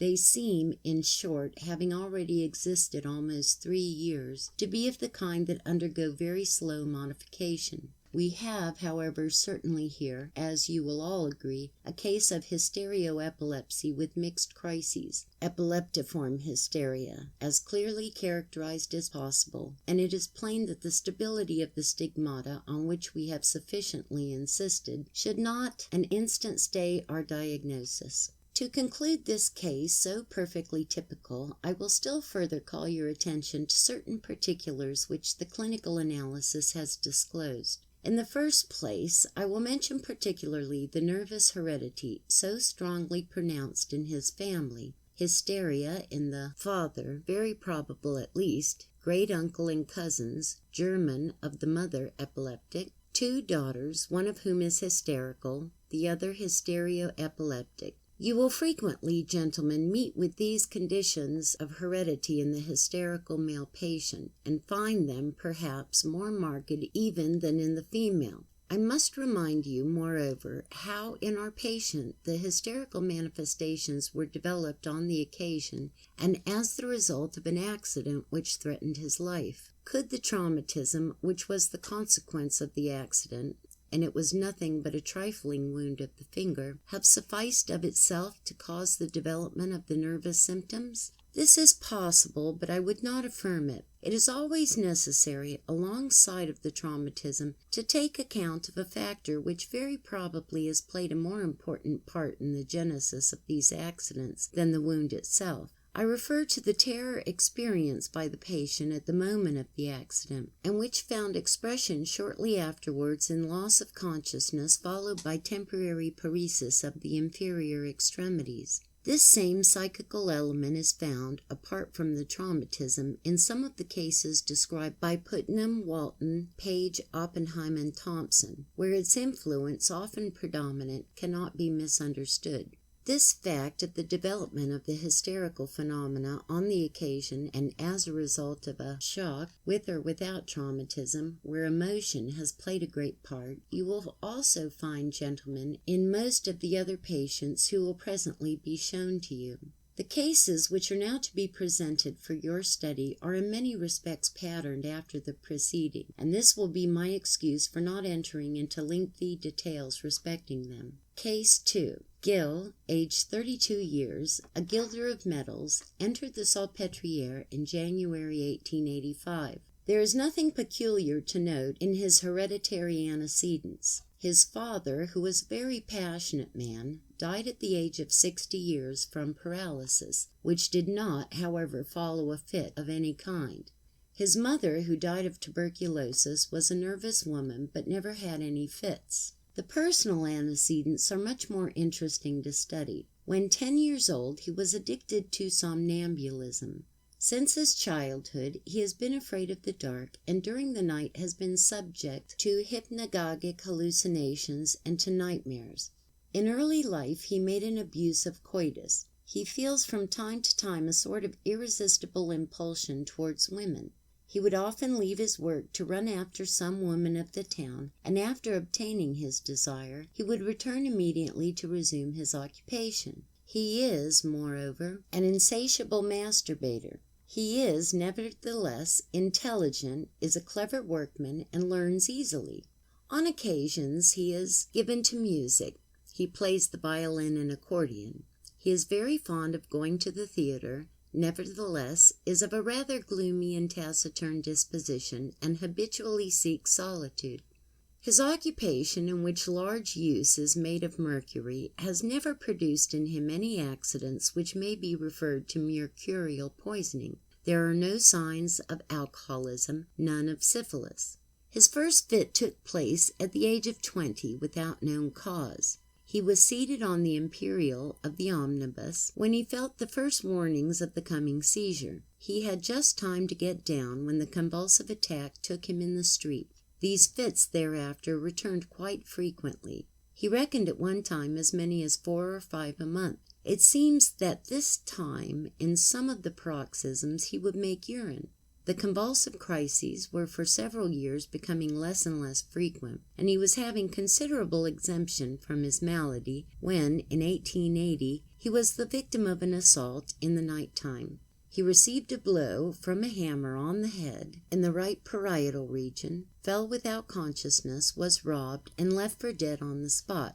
He was picked up and carried to the Charity, to Monsieur Gosselin's ward, where he remained for 3 or 4 days without consciousness. An erysipelas developed several days later around the wound on the head produced by the blow, and at the moment of recovery there began an intense headache of a peculiar character which still continues today. For a long time after this accident he remained plunged in a sort of habitude from which he came out by degrees, although incompletely, for since this time, even in his best days, it is impossible for him to apply himself to work, or to any occupation whatever, even to reading for any length of time. So he fell into a state of utter wretchedness. Moreover, the convulsive seizures, from which for a while he had obtained respite, returned and became more intense and more frequent than ever, and for this reason, in February 1883, he presented himself at the Hôtel Dieu, where he was admitted. He remained there till March 1884. It was there that the left hemianesthesia, complete and absolute, just as we find it today, was for the first time noted. The fits, which were then frequent, and were regarded, it would seem, by the hospital staff as due to epilepsy, were for almost 13 months treated by bromide of potassium in large doses, without the least result. When the patient was admitted to the Salpêtrière in January 1885, this is what we found. The general state, as far as the functions of nutrition are concerned, appears to be quite satisfactory. He eats well and is not anemic. On the other hand, one would not fail to note in him a psychical depression which is very marked. He is gloomy, taciturn, distrustful, avoids the gaze of people, and has very little intercourse with the other patients in the wards. He does not interest himself during the day in any occupation, in any diversion. To the left hemianesthesia, already noticed at the Hôtel Dieu, is complete and absolute as far as common sensibility is concerned. The sensorial troubles on this same left side are also very pronounced. There is notable dullness of the hearing, complete loss of smell and taste, in the left eye, complete achromatopsia, regularly noted by M. Perrenot, and contraction of the visual field extremely pronounced for white light. Contrarily to what usually happens in cases of this kind, the extent of the visual field and the notion of colors are absolutely normal on the right side. There does not, moreover, exist any trace of lesion of the fundus of the eye on either side. He constantly complains of an intense headache, which is gravitative, or rather constrictive, general, occupying the occiput, the top of the head, the forehead, the temples especially, and more pronounced on the left side than the right. He seems to himself to be wearing a heavy and tight helmet, which compresses and constricts the head. This cephalalgia, which, as I have said, is permanent, is somewhat exaggerated just before and after the fits. It is especially violent when the patient undertakes any occupation, when he attempts, for instance, to read or to write a letter. The attacks, of which we have been many times witness in our wards, present the following characters. They may be spontaneous or provoked, in both cases differing by no essential character. 3 hysteriogenous zones have been discovered. 2 of these occupy the right, and on the left, the inframammary regions. The third is in the right iliac region. On this side, however, pressure of the cord and testicle do not produce any abnormal sensation. When you press lightly on the hysterogenous patches, whose seat has just been indicated, the patient immediately experiences all the symptoms of the cephalic aura, to wit, beatings in the temple, sibilant noises in the ears, vertigo, etc. But if you persist ever so little in your compression, the attack inevitably comes on rapidly. A few epileptoid spasms of but short duration open the scene. They are soon followed by diverse contortions and great movements of salutation, interrupted from time to time by the arching attitude, arc de cercle. During this time the patient does not cease to utter wild cries. A convulsive laugh, tears, and sobs terminate the attack. On waking, G retains no recollection of what happened. The hysteriogenous points are in this patient but incompletely spasmo-restraining. When they are compressed during the attack, the fit is suspended for an instant, but speedily resumes its customary course. Whether provoked or spontaneous, the attacks generally repeat themselves successively a certain number of times so as to constitute a series. Never in such cases is the rectal temperature higher than 37.8 degrees Celsius.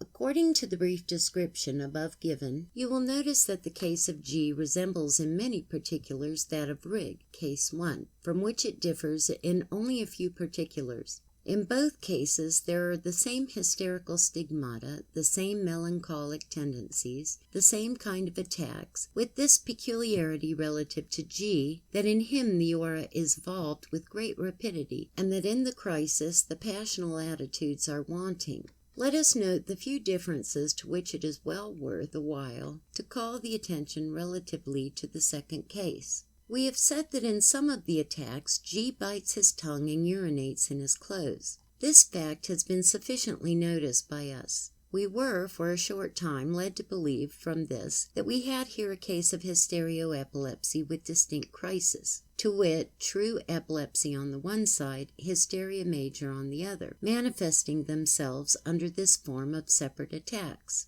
A more attentive examination has convinced us that this is not so. All the attacks in G have the character of hysteria major, and it is during the course of these attacks that sometimes he bites his tongue, and that sometimes he urinates in his clothes. But biting of the tongue and the involuntary emission of urine are far from being univocal characters of the falling sickness. These accidents may be observed in hysterio-epilepsy apart from all complication of true epilepsy. This fact is of rare occurrence, it is true. I have nevertheless observed and published a certain number of cases which were perfectly demonstrative thereof. Some months later this patient died suddenly after taking surreptitiously an enormous dose of chloral. The autopsy, absolutely negative as far as the nervous centers were concerned, completely confirmed the diagnosis.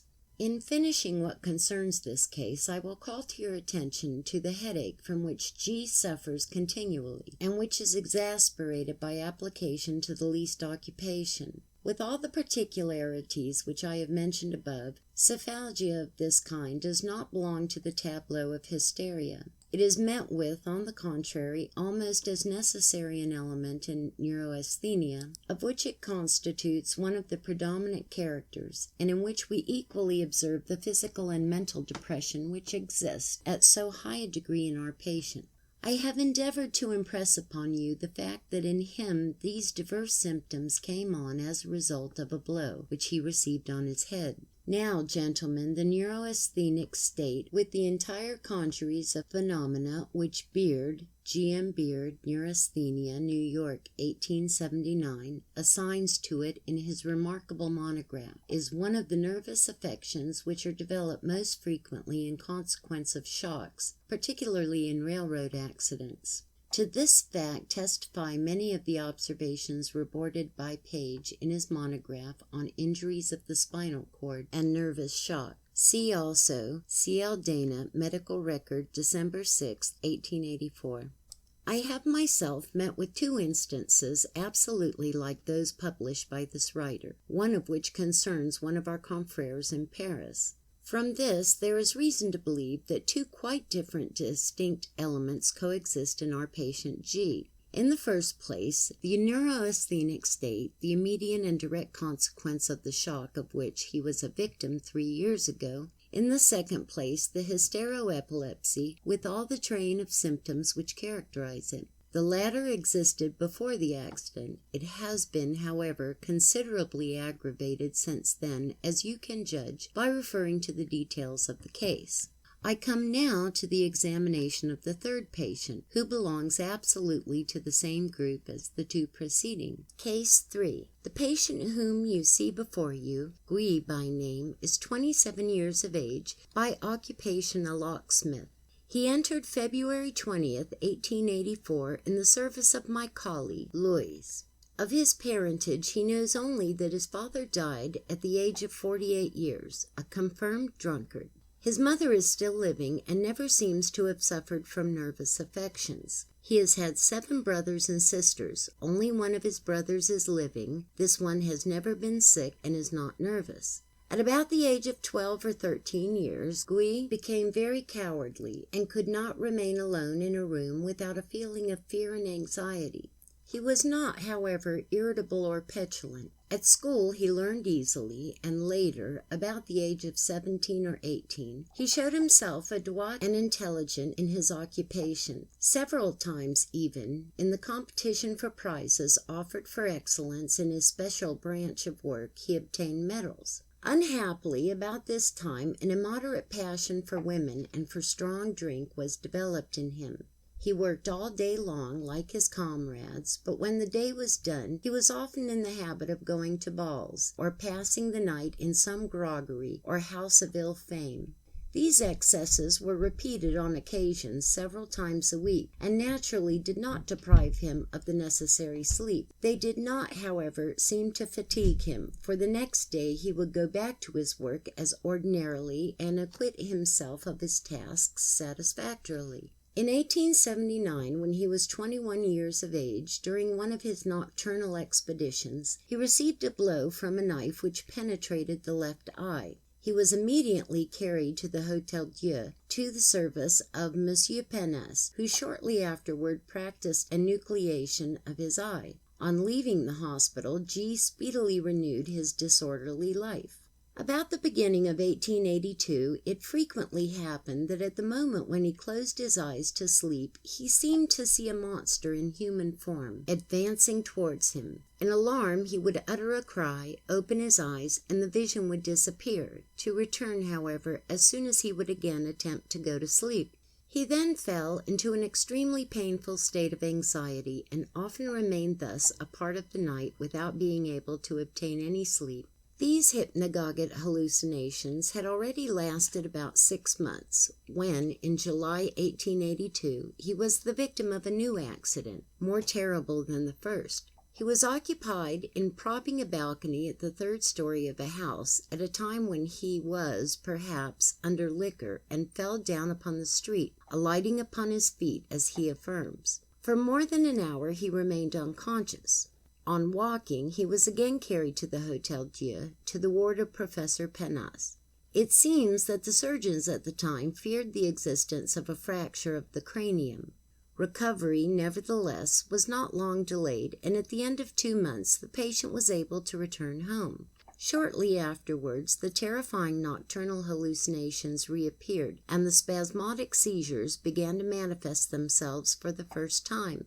These were not at first characteristic, as they subsequently became. They consisted chiefly in attacks of vertigo, coming on all at once, and followed by rigidity, then by trembling of the limbs. There was no loss of consciousness. These attacks were, however, not very frequent. Things remained in the same condition for almost 18 months. At the end of this time, the remedial measures adopted by the various physicians to whom the responsibility of the case had been committed having remained without effect, Guy made up his mind to enter the Salpêtrière service of Louis. Shortly after his admission, Guy became subject to frequent attacks of abdominal and gastric colic, followed by a feeling of constriction of the pharynx, and subsequently by spells of vomiting which supervened without effort. These symptoms, which would yield to no treatment, ceased suddenly at the end of about 6 weeks. About this time there was first noticed the existence of the right hemianesthesia and also of the peculiar trembling of the right hand, to be presently considered. In January 1885, by reason of a change in the hospital staff, the patients of Dr. Luys passed over to our wards, and it was then that I saw Guy for the first time. He is, as you know, a man of good muscular development and vigorous. His general health seems good. The mental condition has not presented any great deviation from the normal. The hypnagogic hallucinations have for more than a year completely disappeared.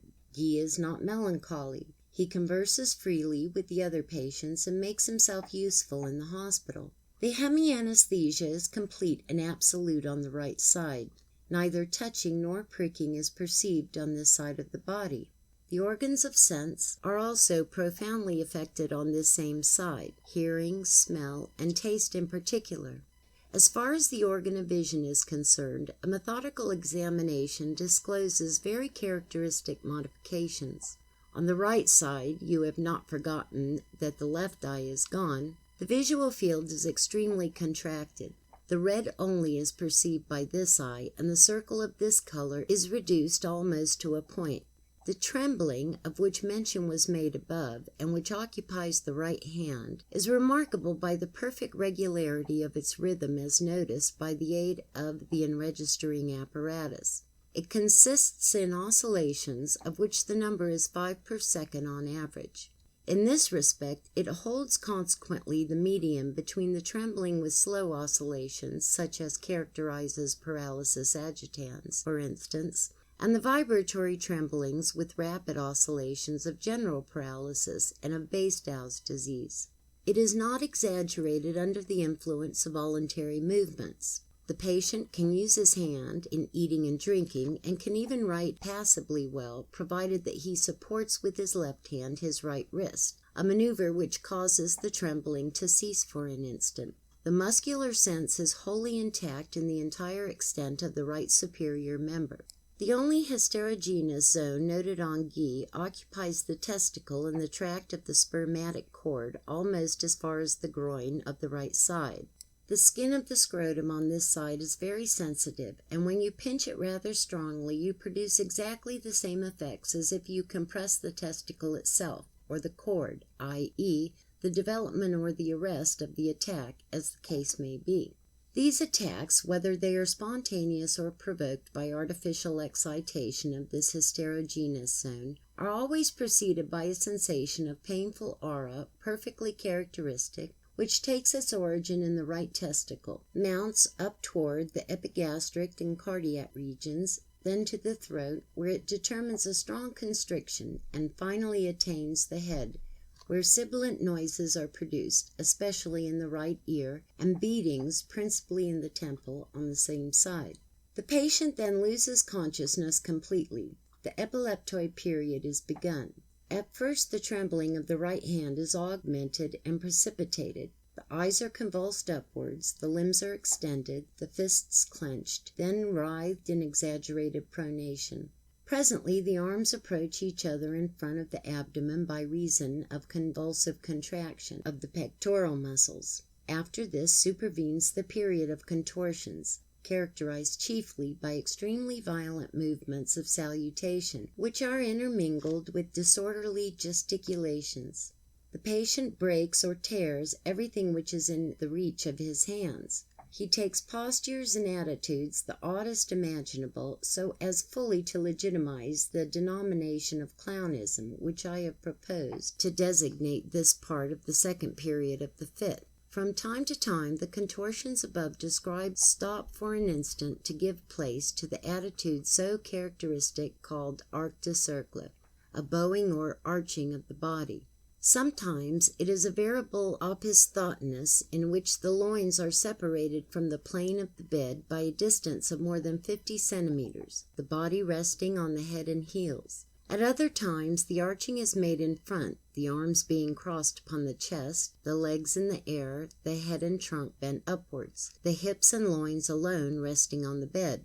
Lastly, at other times, in the attitude of arc de cercle, the patient rests upon one side or the other. All this part of the seizure is very fine, if I may so express myself, and every one of these details deserves to be fixed by the process of instantaneous photography. I pass before you the figures which have thus been obtained by M. Land. You see that from the point of view of art they leave nothing to be desired, and moreover they are very instructive.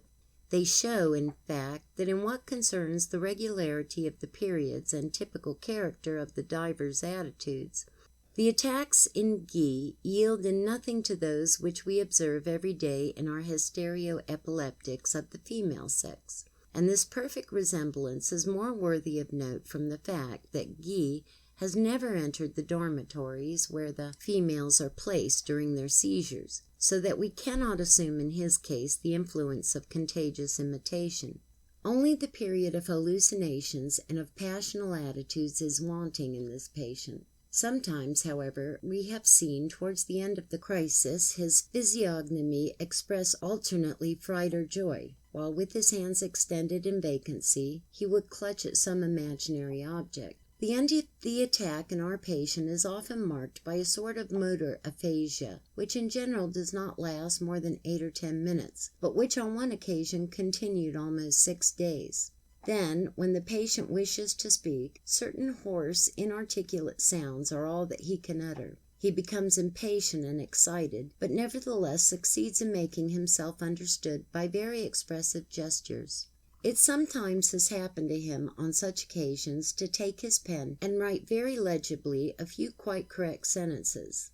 I have said enough respecting these cases, which from every point of view are quite typical, but I have not yet finished with hysteria in the male subject. We shall find it in the next lecture quite as characteristic in 3 other patients belonging to our clinical service as in the case which I have just presented. Lecture 8. Concerning 6 cases of hysteria in the male sex. Continued. Summary. Abdominal forms of the hysterical attack in man. Detailed case in which the seizures took the aspect of partial epilepsy. Diagnosis of this case. Importance of the hysterical stigmata. The convulsive seizure may be wanting in hysteria of the male. Description of a case of brachial monoplegia in a man 19 years, hysterical. Difficulties of diagnosis in these cases. Gentlemen, I am intending to finish today the study which we began in the last lecture. I shall proceed, as I did on the previous occasion, mainly by the method of clinical demonstration. Our material of male hysterics is far from being exhausted. 3 new patients are going to be presented to you. In connection with them, the principal details of the observations which concern them will be communicated to you. I shall let the facts speak for themselves, and I shall only set forth by a few short commentaries the more important lessons which these cases furnish. Case 4. The subject who is about to be presented to you does not quite belong to the class of cases with which we have thus far been occupied, in this respect that he is still quite a boy, and yet nearly a full-grown man. But the disease, as you will see, seems, in him, endowed with that character of permanence and tenacity which we have already met in the previous cases. The patient, Mar, aged 16 years, entered our clinical service April 29, 1884, i.e., a year ago. He was born and lived till the age of 14 years in the country. His mother is said to have had in 1872 several attacks of hysteria. His paternal grandfather was intemperate and of a very violent character. This is all we can elicit relative to his hereditary antecedents. As for the patient himself, he is a large boy, well developed, although he had in his childhood certain strumous manifestations, to wit, running from the ears, glandular swellings in the mastoid region.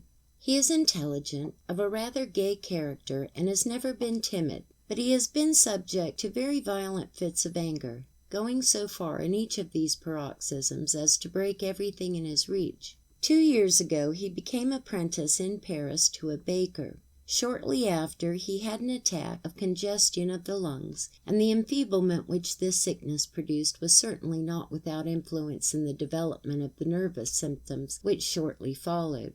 Some time afterward, while still convalescent, he had a severe fright. He was, he said, attacked by 2 young men one night in the street. He fell almost immediately without consciousness and was carried in this state to his employer's house. He did not show any mark of injury. From this moment he remained for several days plunged in a sort of hebetude. He began to be subject nights to very painful nightmares which still torment him today. He believed that he was a party in a fight, and he awoke often with loud outcries. Lastly, at the end of a fortnight, the attacks of hysteria commenced. They took place at first every day, presenting themselves in series of 8 or 10. Sometimes the attendants counted 2 series in the same day. Then the fits diminished little by little in number and intensity. At the moment when the patient entered the Salpêtrière, we noted the following state. The hysterical stigmata are very plain. They consist in an anesthesia in patches, scattered irregularly over the whole body, and in which the insensibility is complete to touch, to cold, and to pain. Hearing, smell, and taste are obnubilated on the left side, and, as concerns vision, we notice the existence of a double contraction of the visual field, more pronounced on the right side. On this side the patient does not distinguish violet, while on the left side he recognizes all colors.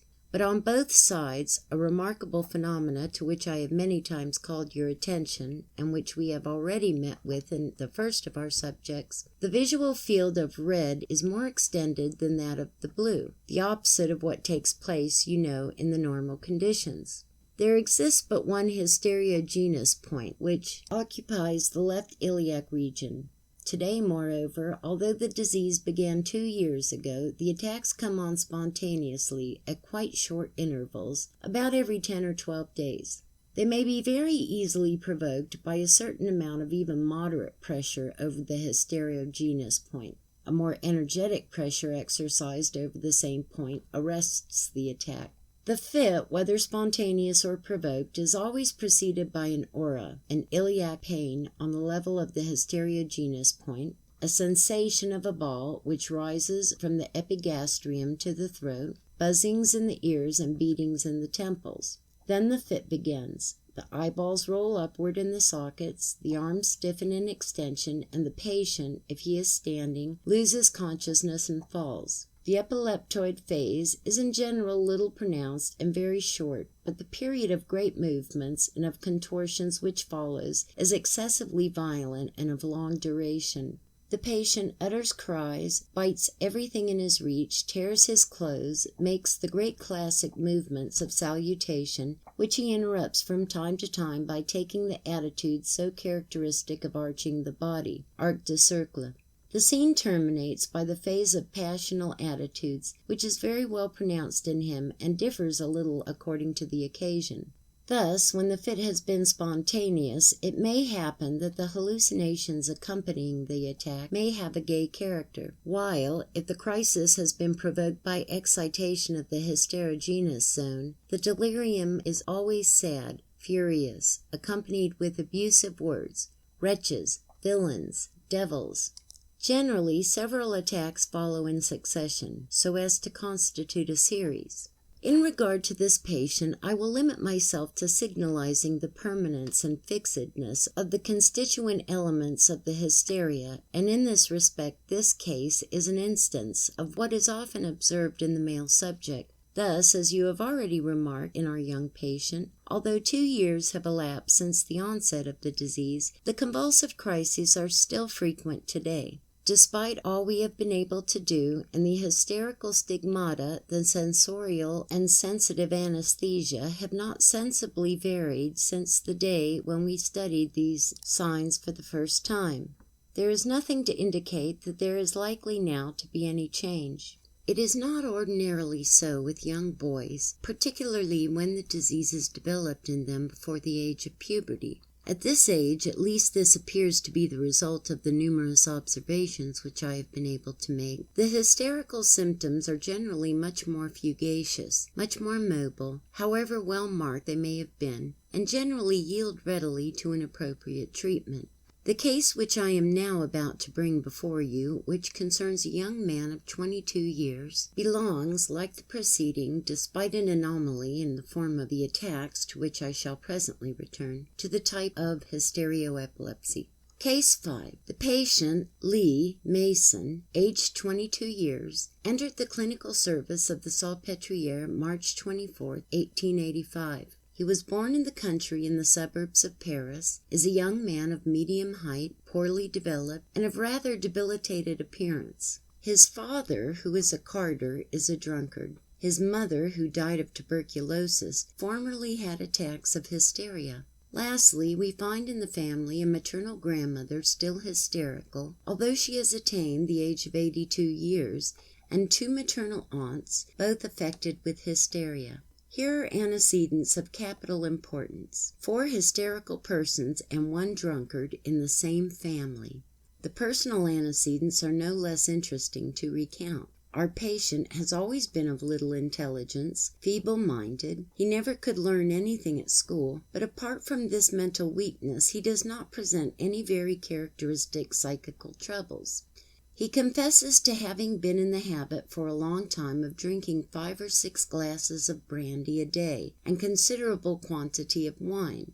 But he assures us that he has given up this habit since he has been sick. 3 years ago he had an attack of erysipelas of the face, followed shortly by an attack of acute rheumatism, which was, however, quite light, as it did not keep him in bed but a fortnight. The same year he was under treatment for a tapeworm, and took pomegranate bark. The remedy produced the desired effect. The patient first voided fragments of the worm, then the entire worm. But the sight of the tinea which he found in his stools affected him very unpleasantly, and the emotion which he experienced was so vehement that for several days he suffered from slight nervous disorders, such as cramps, pains, and convulsive shocks of his limbs. A year ago, while working at his trade in Sceaux, the son of one of his comrades was rudely struck by his father, L., who was a witness of the scene, attempted to interpose, but evil happened to him in consequence, for his infuriated comrade turned his blows upon him, and when he took to flight, threw a large stone at him, which fortunately did not hit him. The fright, however, which L. experienced was very severe. Immediately he was taken with trembling in his limbs, and on the night which followed it was impossible for him to sleep. The insomnia persisted on the following day. Moreover, night and day he was troubled with distressing notions. He fancied himself suffering again from the assaults of his tinea, and going through the treatment which he had endured in its removal. Moreover, he had pricking sensations in his tongue, could not eat, felt weak, and worked in pain. This state lasted a fortnight, when one evening about 6 o'clock his first convulsive seizure came on. Since the morning of that day he had been suffering from pain in the epigastrium, with the sensation of a ball rising, of choking, and of buzzing in the ears. At the moment when the attack began, he felt, so he says, his tongue drawn to the left side by a sort of involuntary, irresistible traction. Then he lost consciousness, and when he came to himself we were told that his frame was contorted toward the left, his limbs agitated with trembling, and when once the convulsions had stopped, he began talking in a loud tone of voice, without waking. During the months which followed, he continued to have fits just like this one every 8 or 10 days, and he was obliged during this long period to refrain from all work by reason of the state of weakness in which he found himself. These crises were considered as epileptiform attacks of alcoholic origin, and for almost a year he was subjected to treatment by bromide of potassium in large doses, but without any benefit whatever being derived therefrom. On the day which followed his admission to the Salpêtrière, there was a succession of 5 fits which came on without provocation, and at which I was not present. The next day, a methodical examination of the patient revealed the following condition: generalized anesthesia in disseminated patches, considerable contraction of the visual field on both sides, the field of red is more extended than that of blue, monocular diplopia. There exist 2 spasmogenous points, the one over the right clavicle, the other below the last false ribs of the same side. Rather hard pressure made over this latter spot caused immediately, on our first examination, a fit which we were able to study in all its details. It is preceded by the classic aura, epigastric constriction, a feeling of a ball in the neck, etc. At that very moment, and before the patient had lost consciousness, the tongue becomes stiff and is drawn in the mouth towards the left side. We can tell by the means of the finger that its point is carried behind the molars of that side. The mouth, half open, is also drawn to one side. The left labial commissure is deviated to the left, and all the left side of the face takes part in this deformation. Even the head is strongly twisted towards the left. The patient at that period, and for some time previous, has lost consciousness. Then the upper limbs become rigid in extension, the right first, then the left. The inferior members, however, remain flaccid, or, at least, are but slightly rigid. The movement of torsion towards the left, at first so well marked in the face, rapidly becomes generalized, and the patient rolls upon his left side. Then clonic convulsions replace the tetanic. The limbs are agitated with frequent short vibratory movements. The face is the seat of sudden starts, then supervenes a complete relaxation without stupor. But at this moment the patient seems tormented with fearful dreams. He doubtless goes over again mentally the scene of the struggle with his comrade. Wretch! Prussian! He would kill me, the villain! Such are the words which he utters with perfect distinctness. Then, all at once, he changes his attitude. You see him seated on his bed, by turns passing his hand down his leg, as if he were endeavoring to rid himself of some reptile, which, winding itself about the leg, was trying to creep up his thigh. He speaks of the tapeworm, which was so long a terror to him. The scene of so again comes back. I will kill him, I will shoot him. After this period, marked by delirium and the corresponding passional attitudes, the epileptic period reproduces itself, thus ushering in a new fit, which is distinguished in nothing from the first, and which may be followed by several others. Pressure over the hysteria genus points may, however, interrupt the paroxysm in the diverse phases of its evolution. On awaking, L seems astounded, stupefied, and he assures us that he remembers nothing that has taken place. All the attacks which we have witnessed, and these have been quite numerous, whether spontaneous or provoked, have presented exactly the same character. Always we have seen reproduced in the same order, systematically, and even in respect to the least details, the diverse incidents of the epileptoid phase, beginning by the tongue and the face, just as I have described them, then the various scenes of the delirious phase. You have here, gentlemen, an attack of hysterio-epilepsy, which, by one side, differs notably from the classic type. In the first period, in fact, we see the convulsive accidents reproduce, even to an almost perfect imitation, the symptoms of partial epilepsy, while the contortions, the great movements, the arching of the body are absolutely wanting. But we are acquainted with this variety of the hysterio-epileptic fit in the female. Although it is quite rare, I have nevertheless had occasion to show you latterly several typical examples of it. It was, moreover, last year the subject of an attentive study by my former clinical chief, Dr. Ballet, physician to the hospitals. Ballet et Crespin, Attacks of Hysteria in the Form of Partial Epilepsy, Arc de Neural, 1884, numbers 23 and 24. In comparing the case which has just been before us with the cases which are the subject of this memoir, you will be led to recognize once more the truly striking features of resemblance which affiliate the hysterio-epilepsy of the male with that of the female, even when, ceasing to consider exclusively the fundamental type, you open the chapter of anomalies. Another anomaly, less rare indeed and less unexpected, in the hysteria of the female is the absence of convulsive crises. You know, in fact, that according to the teachings of Becquet, about 1/4 part of hysterical women do not have fits.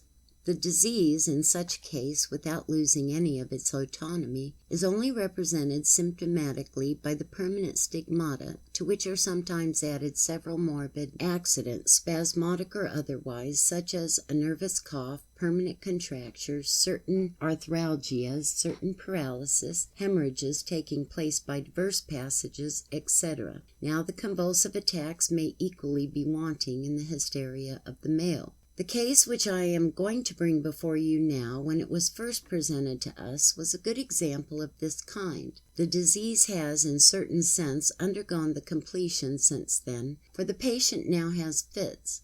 But for a long time of 11 months, this was one of those masked cases which are not very easy of interpretation, at least in certain respects, as you will be able to judge. It was, then, the 10th of last March that the boy whom you see now first appeared at our clinic, suffering from a left brachial monoplegia without any trace of rigidity, the limb being flaccid and flexible to a perfectly normal degree. This paralysis had now lasted 10 months, and came on several days after a traumatism affecting the anterior part of the left shoulder.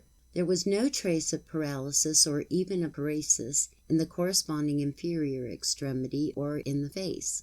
There were, moreover, despite the already remote date of the onset, no traces of atrophy of the paralyzed muscles, a circumstance which, joined to the absence of any modification in the electric reaction of the muscles, led us immediately to eliminate the influence, at least the local, direct influence, of traumatism. We were struck, moreover, at seeing the skin of the carotid regions lifted by violent arterial throbbings. The Corrigan pulse was well marked.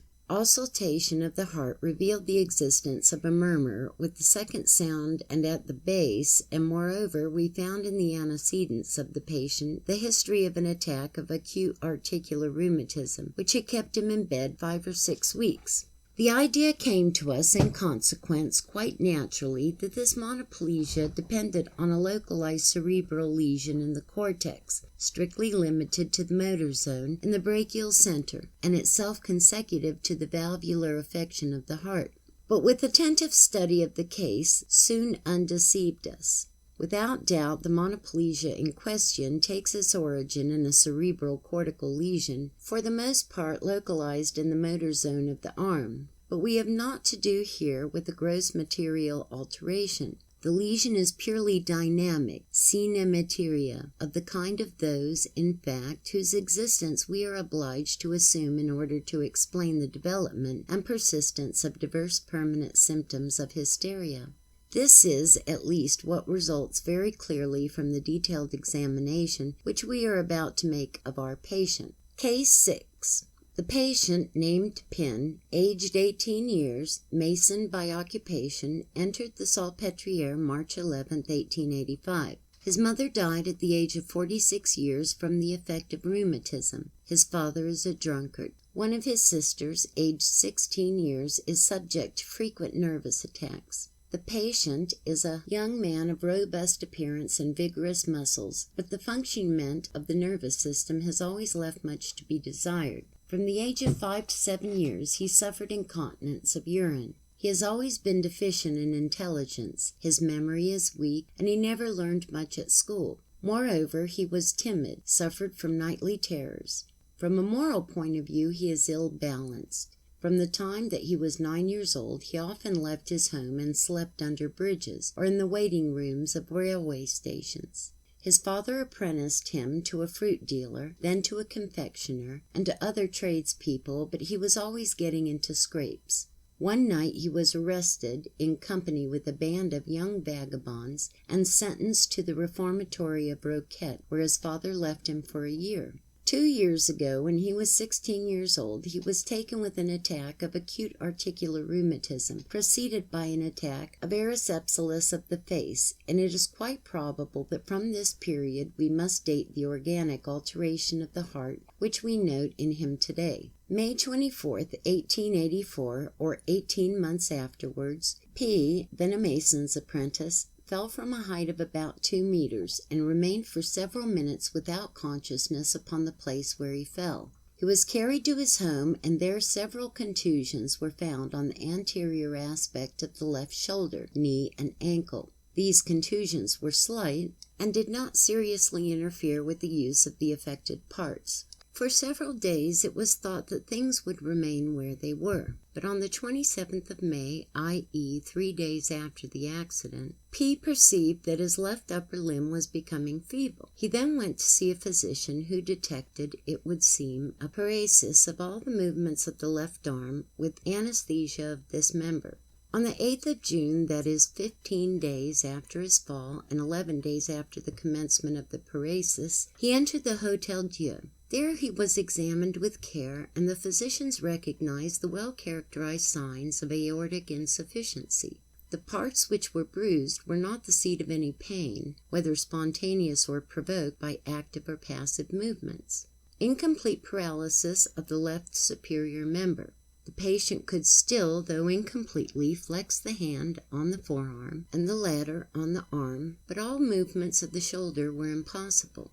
The paralyzed limb was quite flexible in all its joints. There were no traces of rigidity. The notes of this case, while under observation at the Hôtel Dieu, were taken by Mademoiselle Klump, interne, and kindly furnished us by this lady. The face and the left inferior extremity were absolutely normal.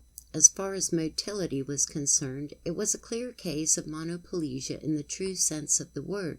The study of the sensibility gave the following results. There existed already at this period a general left-sided hemianesthesia. The anesthesia was complete and confined to the paralyzed limb. At this time there was noted the binocular contraction of the visual field, much more marked, however, on the left side, and which we find so existing today. In fine, the 25th of June, i.e. 22 days after the onset of the paralysis, the latter had become absolutely complete. The diagnosis remained uncertain, the treatment inefficacious. Fluoridization, several times applied to the left side, had for its effect only to render the sensibility less obtuse on the trunk, face, and inferior extremity. The anesthesia and paralysis remained as they were in the left upper limb. The contraction of the visual field had undergone no modification at the time that P. quit the Hôtel Dieu. It was on the 11th of March of this year, 10 months after the fall and 9 months after the complete establishment of the monoplegia, that P. entered the service of the clinic of the Salpêtrière. We then verified the antecedents as I have just stated them, and, moreover, a minute clinical examination disclosed a pronounced aortic insufficiency. There exists a murmur with the second sound at the base. The arteries of the neck are lifted by beatings which are apparent to the sight. Corrigan pulse, capillary pulse, perceptible on forehead. The motor paralysis of the left upper limb, which is seen to be inert, hangs along the side of the body, and falls heavily when, on being raised, it is abandoned to itself, is complete, absolute. There is no trace of voluntary movement or of contracture. The muscular masses have preserved their volume, their normal relief and electric reactions, ferritic as well as galvanic, are in no respect modified.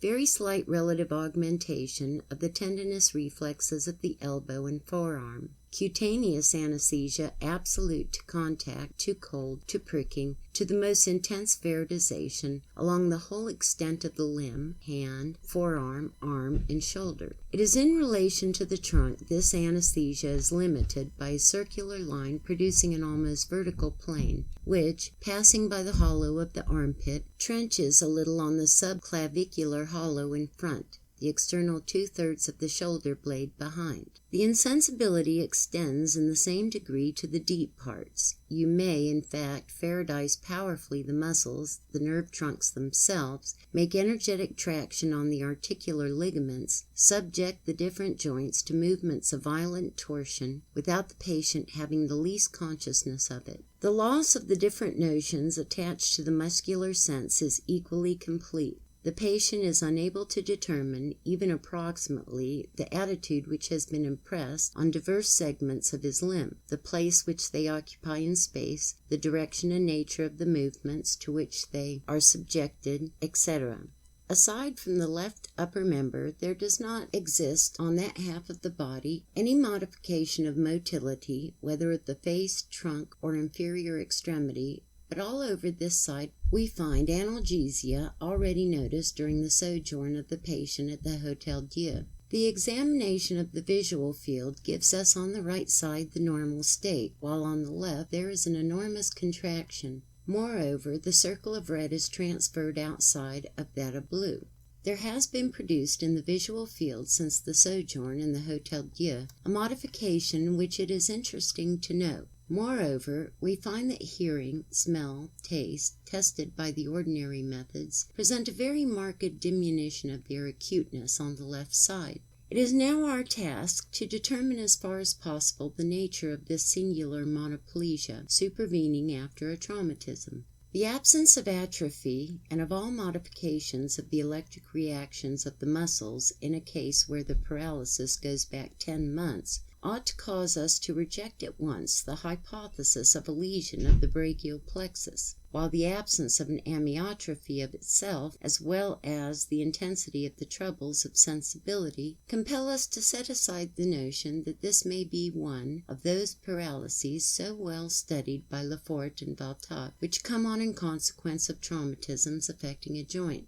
A brachial monoplegia may supervene, though very exceptionally, it is true, as the result of certain lesions of the internal capsule, as is shown by a fact recently published by Drs. Binet and Campbell in Brain, April 1885, page 78. But in such cases we do not certainly meet with the sensorial and sensitive hemianesthesia which is sometimes superadded to total hemiplegia of the ordinary kind following lesion of the capsule. The production in the right hemisphere of a small foyer, local lesion, whether from hemorrhage or from softening determined by embolism in consequence of the organic affection of the heart, a diseased focus which we might suppose limited strictly to the motor zone of the arm, such a lesion, I say, might account for the existence of a left brachial monoplegia. But on this supposition, the paralysis would have to come on all at once, after a shock, however slight, and not progressively. It would almost certainly several months after onset have been characterized by a certain degree of contracture, and by a well-marked exaggeration of the tendon reflexes. Lastly, it would not surely have been accompanied with trouble of the cutaneous and deep sensibility so pronounced as those which we observe in our patient. We are compelled then to eliminate in our diagnosis this last hypothesis, and that of a spinal lesion will not bear discussion for an instant. On the other hand, our attention has been drawn from the very first to the very significant hereditary antecedents of the subject, to his psychical state and to his habits, to the troubles of sensibility, diffused, though unequally, over all of one side of the body, to the contraction of the visual field so pronounced on the left side and marked by the transposition of the circle of the red, is fine, to the modifications of activities of the other sensorial apparatuses on the same side. All this has led us almost irresistibly, in the absence of any other hypothesis equally probable, to interpret this case as an example of hysteria. Moreover, the clinical characters of the monoplegia, its traumatic origin even, and in reference to this latter point I must refer you to what I have said before, were not at all at variance with this view. In fact, the limitation of the motor paralysis to one member, without participation at any time of the corresponding side of the face, the absence of marked exaltation of the tendinous reflexes, of muscular atrophy, and of all modification of the electric reactions, the absolute resolution of the limb remaining several months after the onset of the paralysis, the anesthesia cutaneous and profound, so complete in the paralyzed member, and the utter loss of all notions relative to the muscular sense, all these phenomena, when we find them united and clearly marked as they are in our patient, suffice largely to reveal the hysterical nature of a paralysis. In consequence, the diagnosis hysteria was frankly, resolutely adopted. It was true that the convulsive seizure was wanting, but you well know that this is not at all necessary to the constitution of the disease, and this circumstance ought not, we felt, to stand in the way of a diagnosis. As a result of this view of the case, the prognosis changed completely in character. We were no longer in the presence of an affection of organic cause, perhaps incurable. We could then hope, despite the long duration of the malady, to see supervene spontaneously, or under the influence of certain practices, some one of those sudden modifications which are not rare in the history of hysterical paralyses, and of those in particular which are attended with resolution.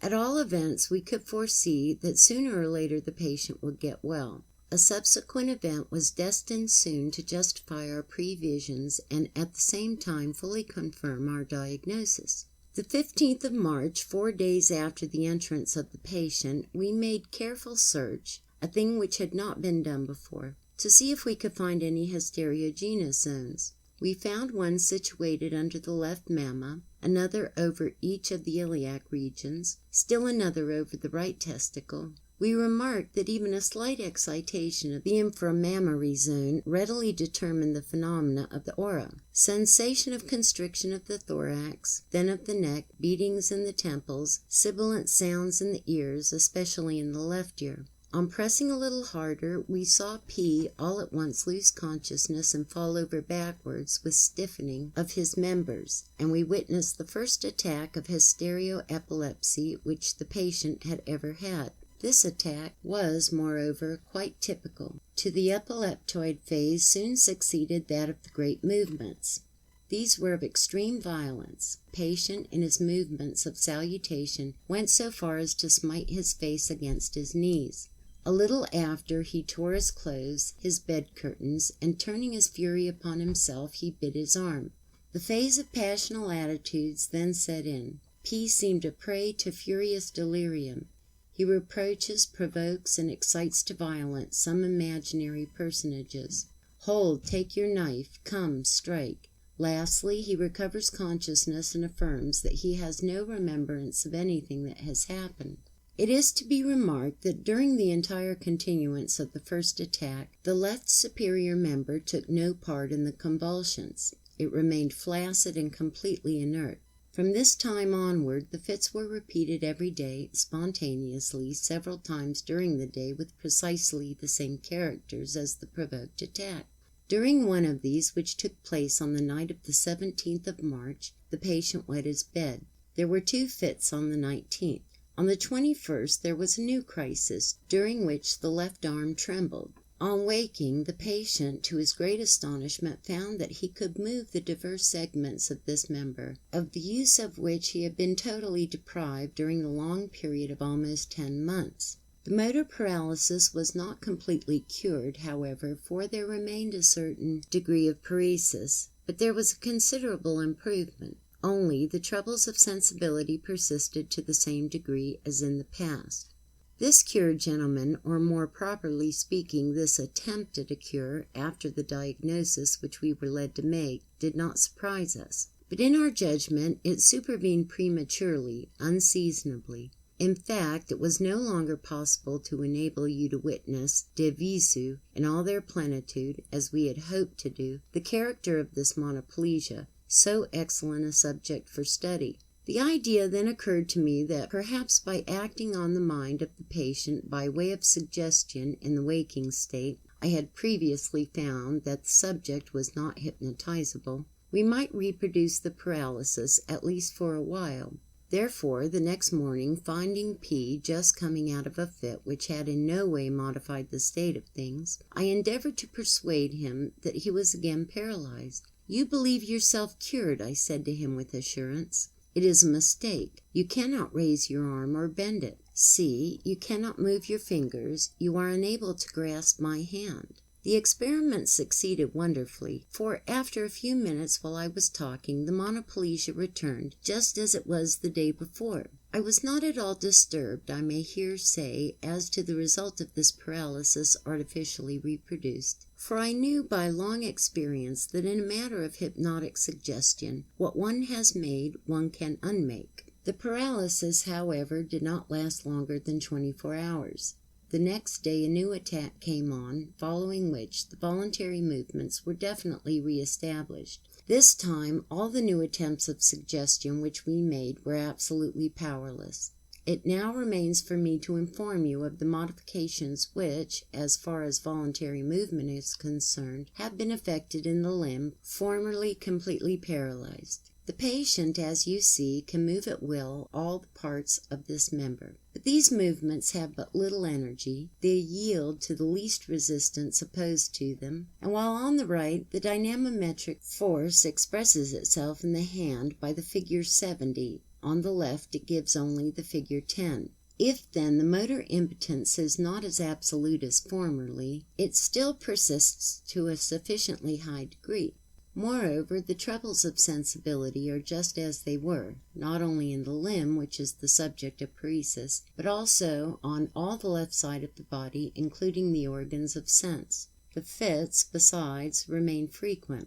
Truly, as you see, we have here only an improvement in the condition of the arm, and we are far from having attained a cure. I propose, in connection with this study of hysterical paralysis by traumatism, which I intend soon to bring before you at length, to take up again certain of the facts contained in this interesting case, in order to give them their full value. For the present, leaving one side the monoplegia, which really constitutes but an episode in the history of the disease, I shall dismiss the subject by expressing the hope that I have made it plain to you that in this man, as in the other 5 cases before presented, the great hysteria, hysteria major, exists, endowed with its characteristic attributes.